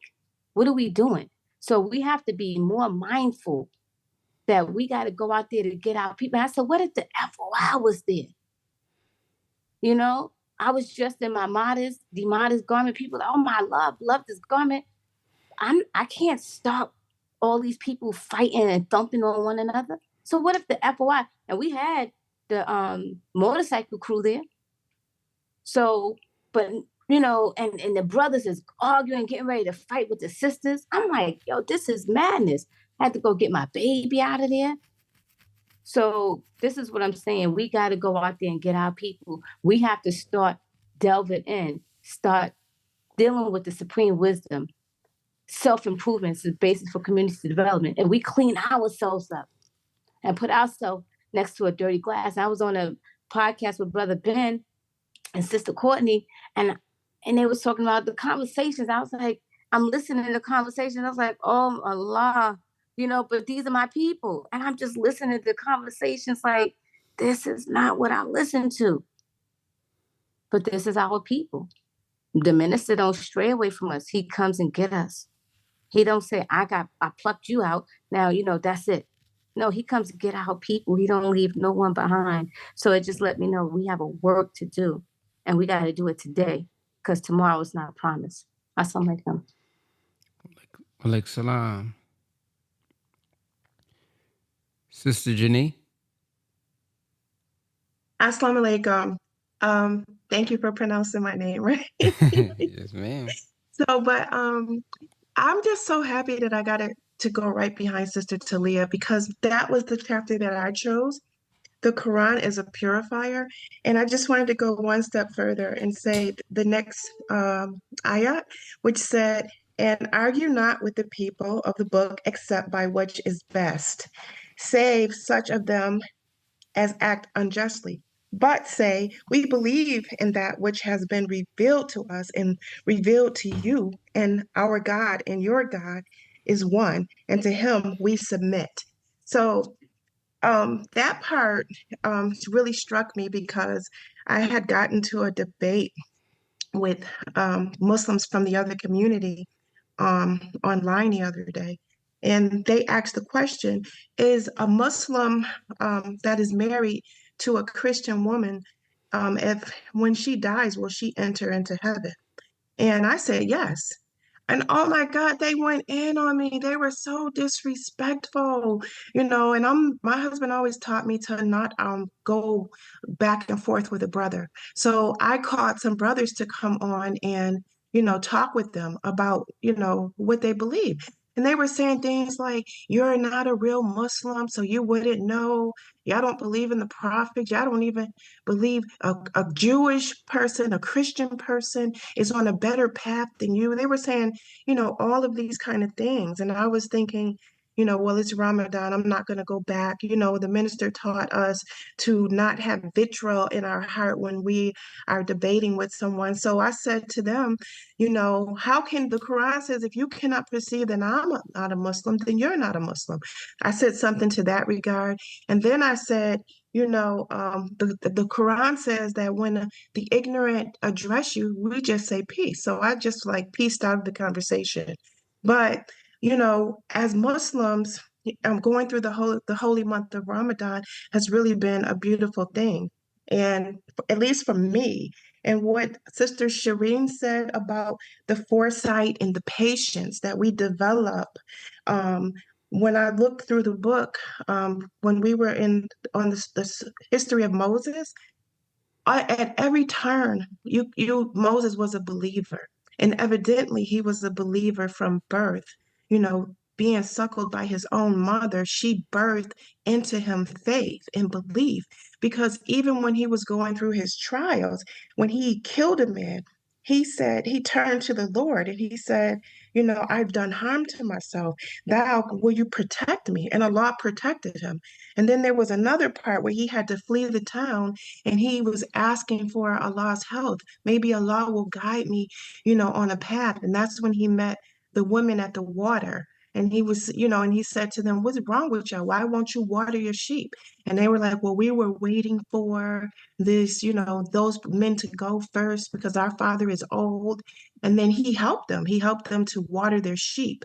And then when he did that, they introduced them to their father. And of course, you know the story. He took on one of them as wife, and he went on and, his mission to do what Moses, did. And so I say all of that to say that he was the quintessence of patience and his belief in God, in Allah. And so when I read that story the other day when we were reading in the Holy Quran, I said, wow, every time I've turned to Allah, Allah has answered me. It strengthens me to know that when I call on Master Fard Muhammad, that he is our God and everything that I ask for. Like even if I'm in distress about a gas bill or, a light bill, I'll say, oh, Allah, please, and always I'll say, what am I worrying about? Because Allah, he always comes through every single time. He always comes through. But the thing that's so beautiful is when about this is that the Quran has enlightened the story of Moses for me to know that Moses was a believer. And at every turn, it's like an instruction that he, came to us and he gave to us. He told us that I'm your God. Cry not, dry up your tears. I'm here for you. Turn to me. And then he's like, I revealed the book to you. And he said, only men who don't believe are the iniquitous. So we're out here, living this life, trying to clean ourselves up, purifying ourselves so that we can be a clean glass next to a dirty glass. And like the minister said, what glass? Yes, ma'am. I think your time was up. Thank you for sharing that, Sister Bridget. Yes, sir. Thank you. So I'm looking at chapter 32, ayat 1, the headline, right? Islam will be established. No, Allah is the one that said that. And we know that whatever Allah says, all he says is be, and it is. Then it begins its process, So This is the creator of the heavens and the earth. And he also stated that there is no doubt in his words, because it's coming from the Lord of the worlds, not the Lord of the earth, but the Lord of the worlds, the universe. Revelation, right? He says that this is the revelation. This is to reveal the secret, to make it known that Islam will be established on earth. They say to all the one as before, the disbelievers throughout history been saying, it make it up. It's a lie.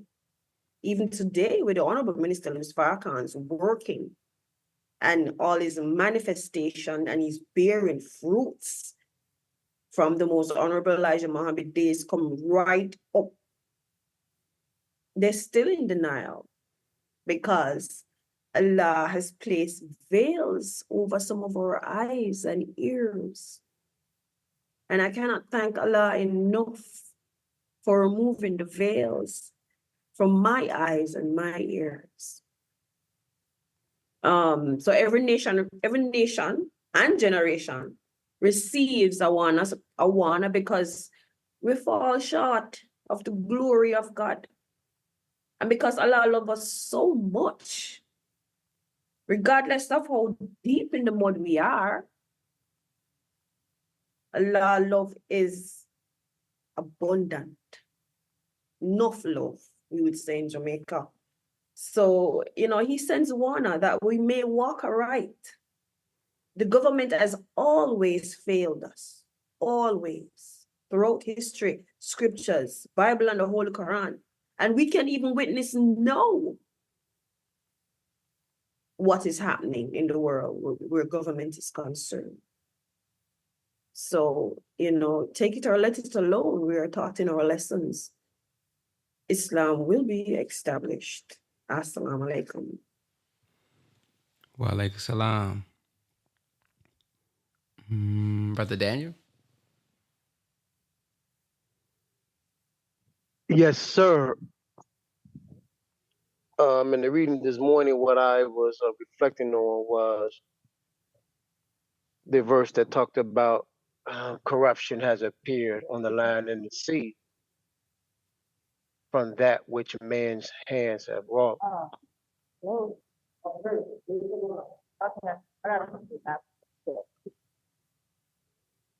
And also that Allah seizes the people with distress and affliction that they might humble themselves. It makes me think about the value of a restrictive law. It's interesting how we are fasting and we are discussing the national fast, and the Honorable Minister was Farrakhan discussing fasting throughout the month and things like that. And what we have and how to eat to live is called a dietary law. The minister talked about how when he was rebuilding the nation, he had to entice the people into the law. And he didn't want to lay the law so heavily on the people who are so used to living lawlessly, and I'm paraphrasing, and non-disciplined. So I think about that, and I also think about what Honorable Elijah Muhammad said, that we have to create our own essence. And the Supreme Wisdom says, sit yourself in heaven at once. And I reflect on the book that Allah revealed through the minister. The restrictive law is our success. It's a green book, and it teaches us how, in fact, to learn the law, love the law, and apply it to ourselves in the condition that we're in, wherein we can have what the Honorable Mr. Louis Farrakhan said, there's no way to discipline a savage except that there is strong law. But he said it also has to be proper law enforcement. And that wonderful book teaches us how to be able to apply the law to ourselves and successfully in a world that is absolutely antiquated, 100% to evil. But we have been given such a blessing where we can love the law, we can live the law. And as David said, make the law a lamp underneath our feet by reading that book and desiring to put it in place. Last but not least, I also think of what Allah says in the Holy Quran, that it's hard except for the humble ones who pray, who are humble in their prayers. And I look at the study guides before we even get to study guide 16, which is the law of God. Study guide 15 is the characteristics of humility. So we have a step-by-step way wherein we can learn how to love the law, live the law, apply the law, where we can be successful. Just looking at the things we were studying on the power call, when our brother Ben speaks about success in business, he's always laying out a principle, a law, something that you have to do continuously to be successful in business. So there's no way for me or any of us to grow into the God that Allah came to make us. And for that, the God can appear in our person as he appeared in the person of Master Father Muhammad. We have another one who was made into a God, and one in our face who was made into a God. But I'm going to have to learn to love the law and strive to live the dietary law and the various other laws that help me to grow into the essence in which Allah has created. So that's what stood out, family. Thank you. Yes, sir. Thank you for sharing, Brother Anton. Assalamu alaikum. Excellent. You know what? Honestly, I really didn't pop up out my rest until you was playing the speech where the minister was talking about Ramadan. So I missed the read this morning, but I just wanted to share this. And please excuse me. It was a verse that stood out yesterday, that this one statement, if we just hold on to this one statement, we will definitely be victorious against all odds. And it's in chapter 28, verse 35. This is where Allah say, "We will strengthen thine arm with thy brother." This is dealing with Moses and Aaron, but we know that this is Elijah and the minister Farrakhan. "We will strengthen thine arm with thy brother, and we will give you both an authority, so that they shall not reach you." Talking about the enemy. "With our signs, you too," Elijah and Farrakhan, "with our signs, you too, and those who follow you will triumph." If we stand on that and have unshakable, beyond a shadow of a doubt faith, where we have certainty, we beyond believe, and we beyond knowing, we have certainty. We know for sure we're going to be all right. But this is what we have to establish within each one of ourselves. And yesterday, we had Brother Ilya Rashad come out and show the second part to his documentary, Answered, the Coming of God. And one of the brothers that did an article on the Final Call, the recent issue, he was breaking down about how you gain certainty when Allah takes you through a situation yourself as an individual, and you call on Master Father Muhammad, and you see what you needed help with. You see the help come and your prayers get answered. He was saying that we have to go through something ourselves before we can reach certainty where we know, trust, and have faith.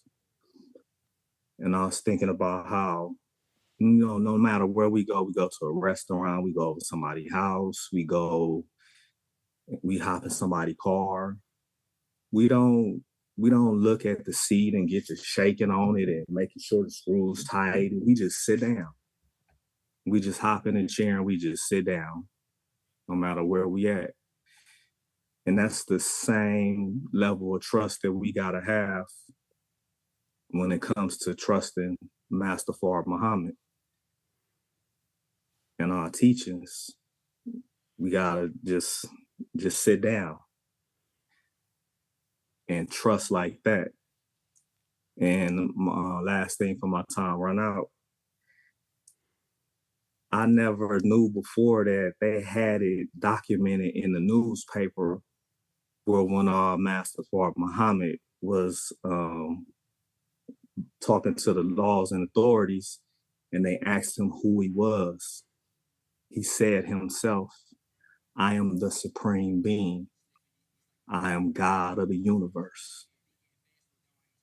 And that's just so, faith enhancing and faith strengthening. The God told the enemy himself, I am Allah. I am the God of the universe. Assalamu alaikum. Walaikum salam. Brother Remus? Yes, sir. Assalamu alaikum. So much that I'm getting out of today and the reading has to do with structure, discipline, order, fasting, prayer. Sister went to the funeral. She wished that the FOI had been there because she saw the chaos. And, there's structure that we have when you're talking about the FOI and MGT in this particular training. It's beautiful that a lot of people are experiencing Ramadan for the first time. Chances are they don't have their ex in the nation. They haven't been through this process. We talk about restrictive law. We talk about this is the one, my brother Jabril. We have so many blessings of current right now reminders. The brother talked about being in the pen, coming into the nation, and fasting and study guides and working out. It's a whole lifestyle that is very customized to us. And even though it's customized to us, it helps the whole planet. Because, like Sister talked about at that funeral and all this emotion, the one constant that I think we should all get ready for is chaos out here.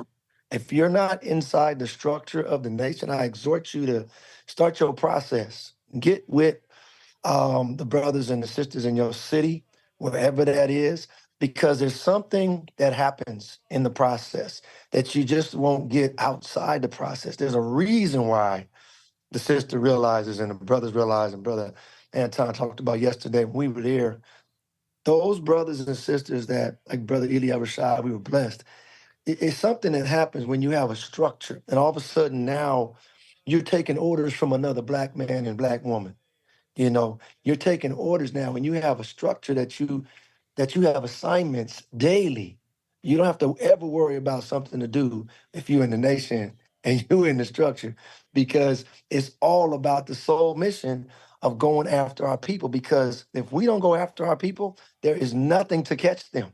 There is no system. There's nothing from Biden or Trump or anybody that Yahoo coming down the pike that's going to give us a way to get into alignment and be right down to the modern current time. And so, we sometimes in social media, we get good at, well, we want to kind of customize our program to the customer, and you want to let the buyer is the one that gets to determine how things are going to go. But when you come into Allah's program, it's not that way. But the blessing is with Minister Farrakhan. I can't stress enough, that man is unique. And we have that. And the world wish they had that. They don't claim him. Elijah Muhammad, Moses, Aaron. That's why the brother said the last few days, I understood. He said the teachings have come alive. The Quran has come to life. The teachings of the Nation of Islam bring the Quran to life. This thing could be a dead book that you have no clue what the heck it's even talking about. But when you bring Elijah Muhammad in the conversation, when you bring Minister Farrakhan in the conversation, when you bring Master Farad Muhammad in the conversation, that thing has immediate life now, because now, like Brother Ben played the pastor the other day, we have a journey. There's a message to the black man and woman in America. It doesn't say a woman, but can't have a black man without the black woman. And so, you know, the first teacher of the black man is the woman. So when you have these teachings, now you have a relevance to say, okay, now Moses, man, if the Bible ain't gonna give you this depth of Moses, you know, you want to be a better Christian, go grab you a Quran, because you don't know Moses. You don't know Job. You don't know all these other prophets that you're going to make it make sense. Like, okay, I get it. Jesus even. And I think it's Amram, the family of Amram, you know, and Moses' mother and Mary's family. This thing gives you a depth of understanding, but without the teachings, even this can be murky. And I guess you'll try to go to Saudi Arabia, become a Muslim, and like that's the goal or something. No, it's in you. The minister been telling us from day one. Islam is your nature. It's how you were made. We've been made other than our nature. So you got a funeral now, supposed to be honoring a brother or sister that passed, and all you can think about is who you're tripping with. That's not about you. The funeral ain't for your chance to get together and air out your grievances. That's your chance to say, this person here, what did they do that was good? The teachings. I exhort you to at least start your process. I pray Allah bless you. Thank you for sharing. Sister Ebony. Sorry, could you come back to me, please? Yep. Sister Gina.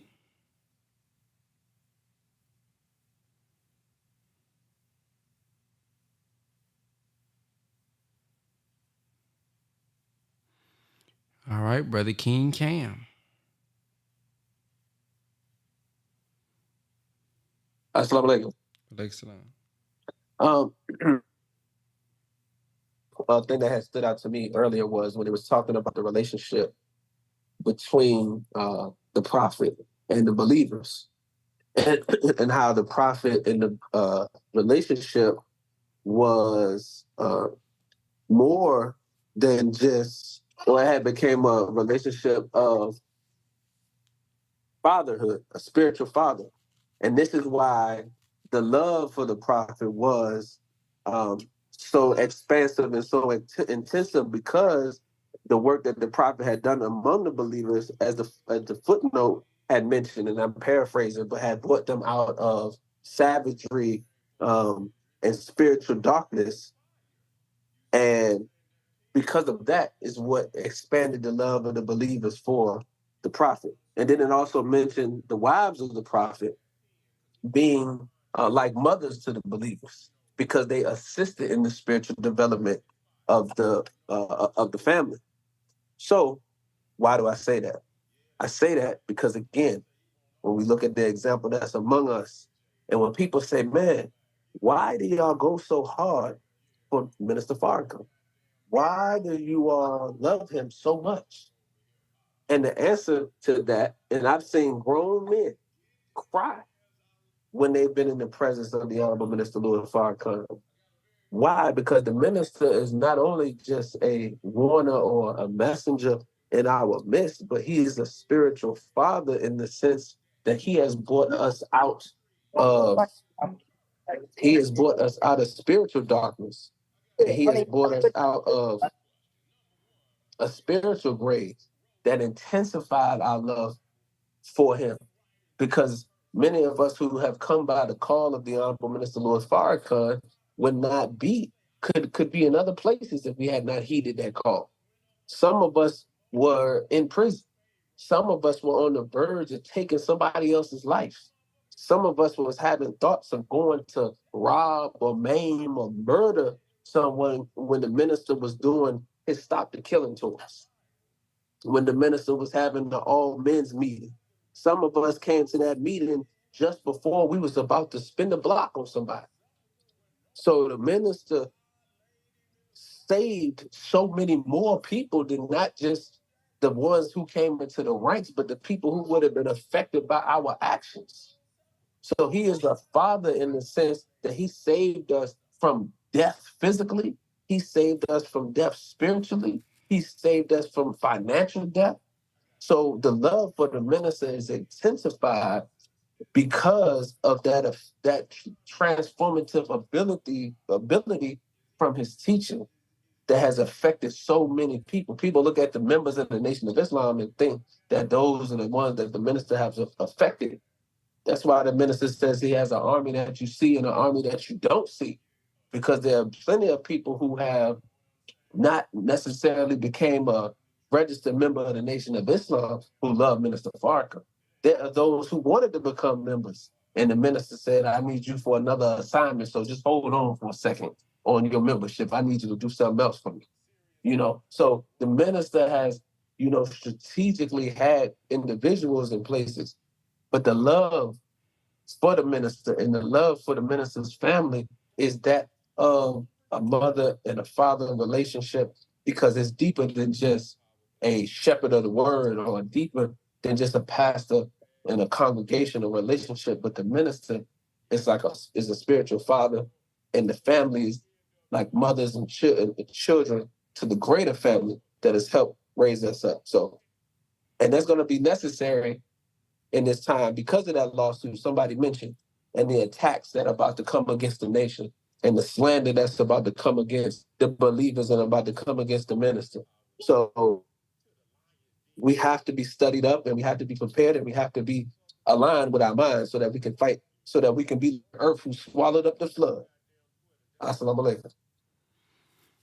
Wa alaikum salam. Sister Gina, you ready now? Yes, sir. Assalamu alaikum, Ramadan Mubarak. I just wanted to say, it's not a surah, it's just, I guess maybe a testimony from me. But and when the brother was talking about fasting, yes, fasting is one of the best things we can do. And again, this Ramadan has been the best for me because it's brought me under control of a number of things that have been going on in my life. And also, I started out because I know we were told to be of our right weight when it was time to go on the mother plane. And I started out about a year and a half ago. I was 196 pounds. Today, I can report by following the Honorable Elijah Muhammad and How to Eat to Live and just walking. I went down to 162. And then since Ramadan, I'm now down to 155. And I'm 67 years old. And I'm thankful because Allah has given me energy beyond belief and strength, So sisters, and brothers, we have to follow what we're supposed to do and How to Eat to Live and share it, because a lot of our people don't know, and which is what I do. I share it all the time. So I just wanted to say that. I just thank everybody. This has been, Brother Ben, this is the first year that I've been on with you, and it's been phenomenal. It's been so phenomenal. You've even been up in study class with me on Fridays. Because they'll talk about stuff that we talked about when we have our reflections. So I just want to say that and tell everybody I love them and I appreciate them. And, I just love coming on this. So after it's over, I will continue. Assalamu alaikum. Wa alaikum salam. Sister Ebony, you ready now? Yes, sir. Assalamu alaikum. Wa alaikum salam. Okay, so I don't remember the exact part. I've been moving around. But there was a part where it was speaking basically about like the slander that comes after something like that. But it made me think of the minister departing, and we've spoken about it so many times, but us being prepared for that and staying studied, staying prayed up, like staying on our square in a sense. And then Brother King Cam was speaking about us being I feel like, a lot of us, because we're so deep in the mud sometimes when we come into the teachings, and because the teachings are so powerful, we could literally implement one or two things or three things, and it changes our lives. And sometimes we get arrogant to think that we got it figured out, we know this thing, we're in this, don't got to study anymore, don't got to, don't have to do anything like that. I guess so diligently, and we mess ourselves up in that. Yesterday we were on our post feeding the people, and I was speaking to a brother, and he was saying like, I'm a baby Muslim, and I'm like, man, I'm a baby Muslim. Like I don't ever think that like I'm in this thing, because being back in this, even being on the power call and stuff like that, and being more studied than I think I've ever been, like even in my personal affairs, like I realize how little that we actually know and understand, how little that I actually know and understand of the teachings. And yeah, I just want to say, like, we should all keep that perspective, and coming as a child, not thinking that we have it figured out, not thinking that we can be like cracking atoms and, like I said, the bean soup scientists and all that. Like, just stay humble and submit to learning and reading and studying. I also wanted to say too about the fasting part. Like, fasting is, you guys have already said it, but I just wanted to give a little bit of my testimony, because I mentioned before, that a couple years ago I got really, really sick, and I went to doctors, specialists, like these people of this world that are supposed to know what's wrong with me, and they gave me no answers, and they even gave me medications and stuff that I found out later that were actually like exacerbating the issue. And even at that time, I wasn't really I wasn't on my deen, put it that way. Like, I wasn't in my study or in in the teaching so heavily, but I still had that in my head that fasting is prescribed for us. And I started fasting. I did, just like what the minister was saying, like I did days and days and days of fasting, like up until probably like 10 days. That was like the longest. And I was able to heal myself. Like, literally, I was able to heal myself with the help of Allah, like intuitively. And, it's not even like when I came back and my family see me, one thing a Caribbean family is going to tell you is if you're too fat or if you're too skinny. And honestly, like when I came back, I was like 90 pounds and I'm little. So didn't look good on me, but I was 90 pounds and glowing. I was 90 pounds and my intuition was on 100. I was 90 pounds and healthy. I was 90 pounds and like I didn't have anything wrong with me that I was dealing with for the previous 9 months, So just hold fast on that, because that is like, even apart from the health, like physical health benefits, like spiritual health benefits, like you'll feel like you have powers. Like I'm not even kidding. And yeah, I just wanted to say that like fasting is very important. So that's all I got for today, though. Thank you all. Have a good day. Thank you, Sister Fatima. Yes, sir. Sister Fatima. Fatima, you come in a little low. Oh, am I? How is that? Is That's that better? That's better. All right. Assalamu alaikum. Ramadan Mubarak. And Brother Ben, I just want to acknowledge too that this is my first year with you on your platform, and it's been an extremely wonderful experience. I remember when you and I first met, it was things, it was beautiful then, but things have changed quite a bit. And I thank Allah for you so much. And what you're manifesting that God self of you. So what stood out to me was Surah 29. No, I'm sorry, Surah 31. Yeah, Surah 31, ayat 33. O people, keep your duty to your Lord and dread the day when no father can avail his son in aught, nor the child will avail his father. Surely the promise of Allah is true. So let not this world's life deceive you, nor let the arch deceiver deceive you about Allah. And as I've been listening to the various testimonies, we're in a world where what we see deceives us into believing that we belong in this world when we do not. And the right or the manifestations of the minds of this world can deceive us into thinking that, I think one of the brothers had mentioned it earlier, that we're missing out on something, and we're not. And even when we get into conversations with others who don't see or believe the same way we do, they're possibly carrying the mind of the arch deceiver, whose purpose and intent is to deceive you into believing or making you to distrust or lose faith in and about your true knowledge about Allah. So many I've heard where people say we're not true Muslims. However, who are they to say who is who and who are true and who is not? So in that, they're carrying the mind of the arch deceiver. Their purpose is just to turn you around.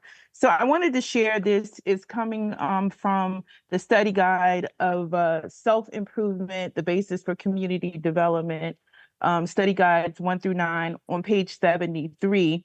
It's number 6, and the minister, Honorable Minister Farrakhan, is teaching us that Black people are not balanced, nor is humanity in general. Allah God created us with a natural inclination towards Him. That inclination causes us to move in His direction from the very beginning of life to the end. But the journey to Allah God has been aborted because of falsehood and the acceptance of falsehood. Our brains were created to think right. Falsehood, which is untruth or deception, produces a spiritual and chemical imbalance in the brain. And since the 9 systems of the human body all rely upon the brain, its balance results in a malfunctioning of the entire health system.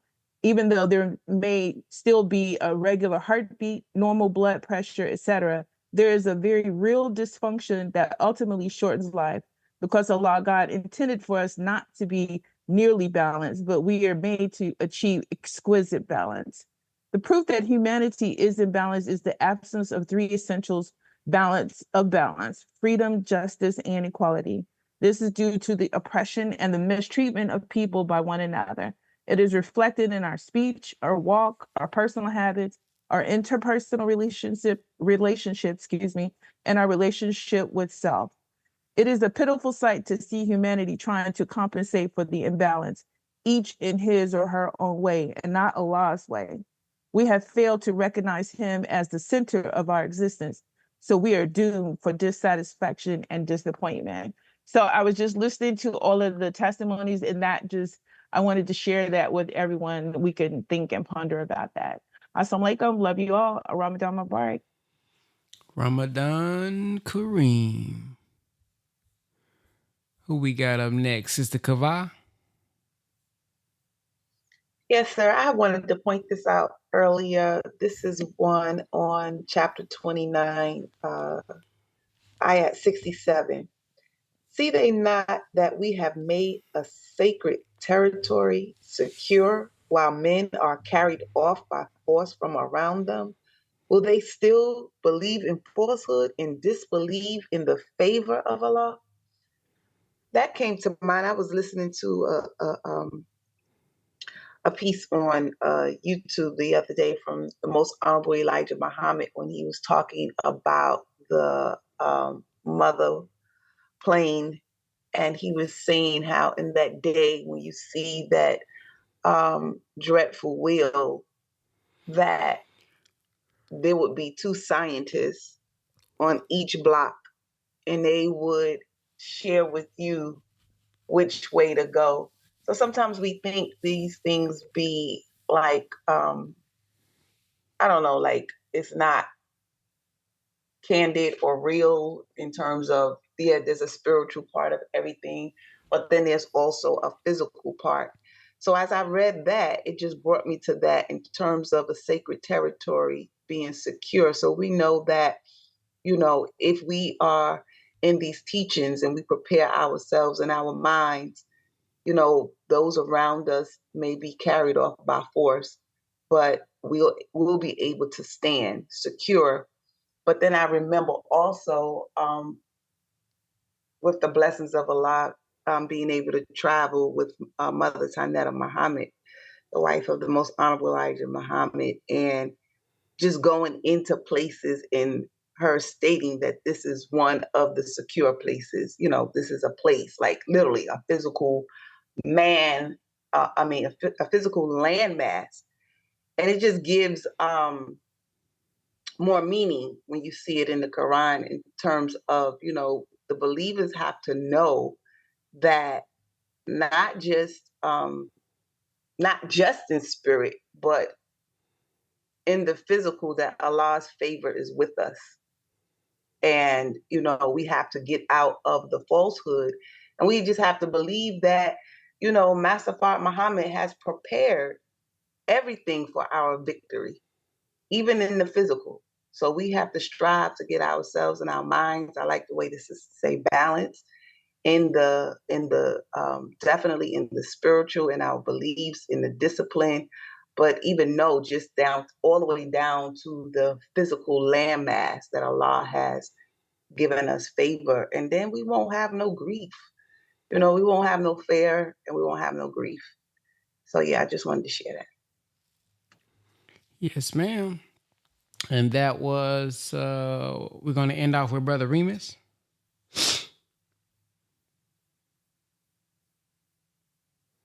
Yes, sir, beloved. I just wanted to share, mostly for Brother Patrick, the fasting he asked about, you know, after Ramadan. The next thing what we do, you want to get How to Eat to Live, book 1 and 2, by the way, for everybody. That should be in every Black home, every home on this planet, especially amongst our people. But what we do is we'll find the Friday, look at the calendar, get any calendar you want, find the first Friday on that calendar. And like, for example, next Friday is the first Friday in April, because today's April 1st, I believe. I think. But anyway, first Friday of the month is definitely, for April will be next Friday. So those of us in the nation following this How to Eat to Live on once a month fast, we will eat Thursday, the day before that first Friday. It's triggered by the first Friday of the month. So then you eat the day before, of course, which is Thursday. We eat between 4 and 6. Eat your meal. And then you don't eat again till Sunday. So during that fast, though, you know, you'll drink water, it's okay throughout the day. Whenever tea, you know, juice, you know, something good like that. And, you know, you can do that. So it's just the food. For that 3-day fast, it's different than Ramadan. It's not a daylight hours type fast. It's no food. You eat Thursday, you don't eat again until Sunday between 4 and 6. And then that's the 3-day fast. So that's triggered by every Friday of the calendar month. So you have to see when that Friday is that particular month, and then you eat the day before. Hopefully that's clear. Yes, sir. Thank you for sharing that. Praise be to Allah. Well, I thank everybody for coming on to your power call this morning. We will be on at 5 a.m. Central Time. One of the things that stood out for me was in the beginning of part number 21, ayat 45, where it says, surely prayer keeps one away from indecency and evil, and certainly the remembrance of Allah is the greatest force, and Allah knows what you do. And it just reminded me of how it's deeper than the ritualistic prayers, and the remembrance of Allah is the principle that we must remember. Because many, you know, they say, well, are y'all real Muslims? Do y'all pray? And do y'all make salat? Or do y'all pray 5 times a day? And, you know, it's like, well, you may be praying and going through the motions, but is the remembrance of Allah on your mind all the time? Is the principle of the remembrance of Allah, or are you just remembering some words and you know how to remember the words and go through the motions? Because if we got 24 hours in a day, and it literally says that the remembrance of Allah is the greatest force, and this is what keeps us away from indecency and evil, where indecency and evil is hitting us all throughout the day. All throughout the day. So prayer, the principle of keeping Allah at the forefront of our mind, that has to be more than just the 5 times. It has to be the remembrance of Allah has to be on your mind all day. Of course not. I mean, it's not going to happen literally all day, but the goal is to have it on your mind as much as possible in everything that we do. Another thing that stood out for me is this is Surah 30, Ayah 51. And if we send a wind and they see it yellow, they would after that certainly continue to disbelieve. Whew. Then it says, so surely thou can't not make the dead to hear, nor canst thou make the deaf to hear the call when they turn back to retreating. Oh, you just farted. Ugh.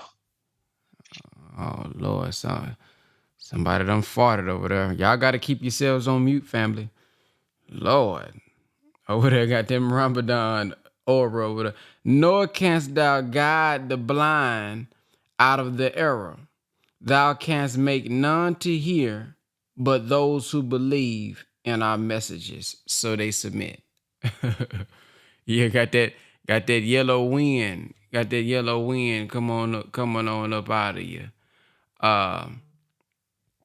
But what made me, again, there are some people who come against the teaching, that may come against the message. And you try to convince them.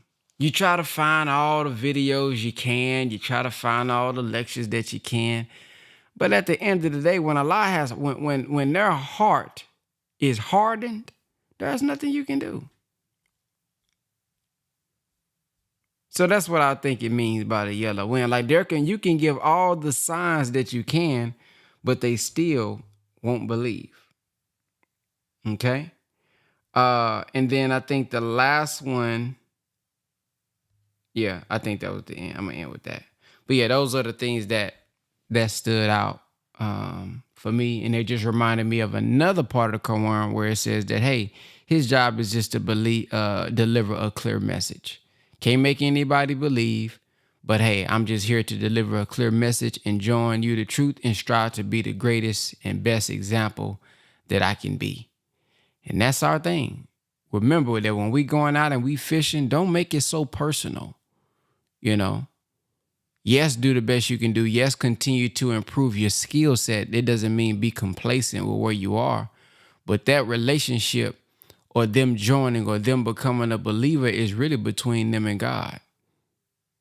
It's between them and God. That ain't on you. Now, it may be on you if you acting out and you're not you're skillful, But if you're doing what you can and hey man, I'm being the best example I can be, let Allah work on that heart. And if their heart is hardened, hey, there's nothing you can do about that. Be at peace and know that the blood is off of your hands. So with that being said, Assalamu alaikum, Ramadan Mubarak, and I will see you guys in the morning. Assalamu alaikum. Is Brother Ben here? Brother Ben.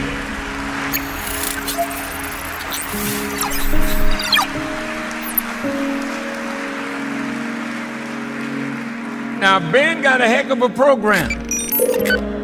A lot of people listening to Brother Ben. And Ben tells them about the minister.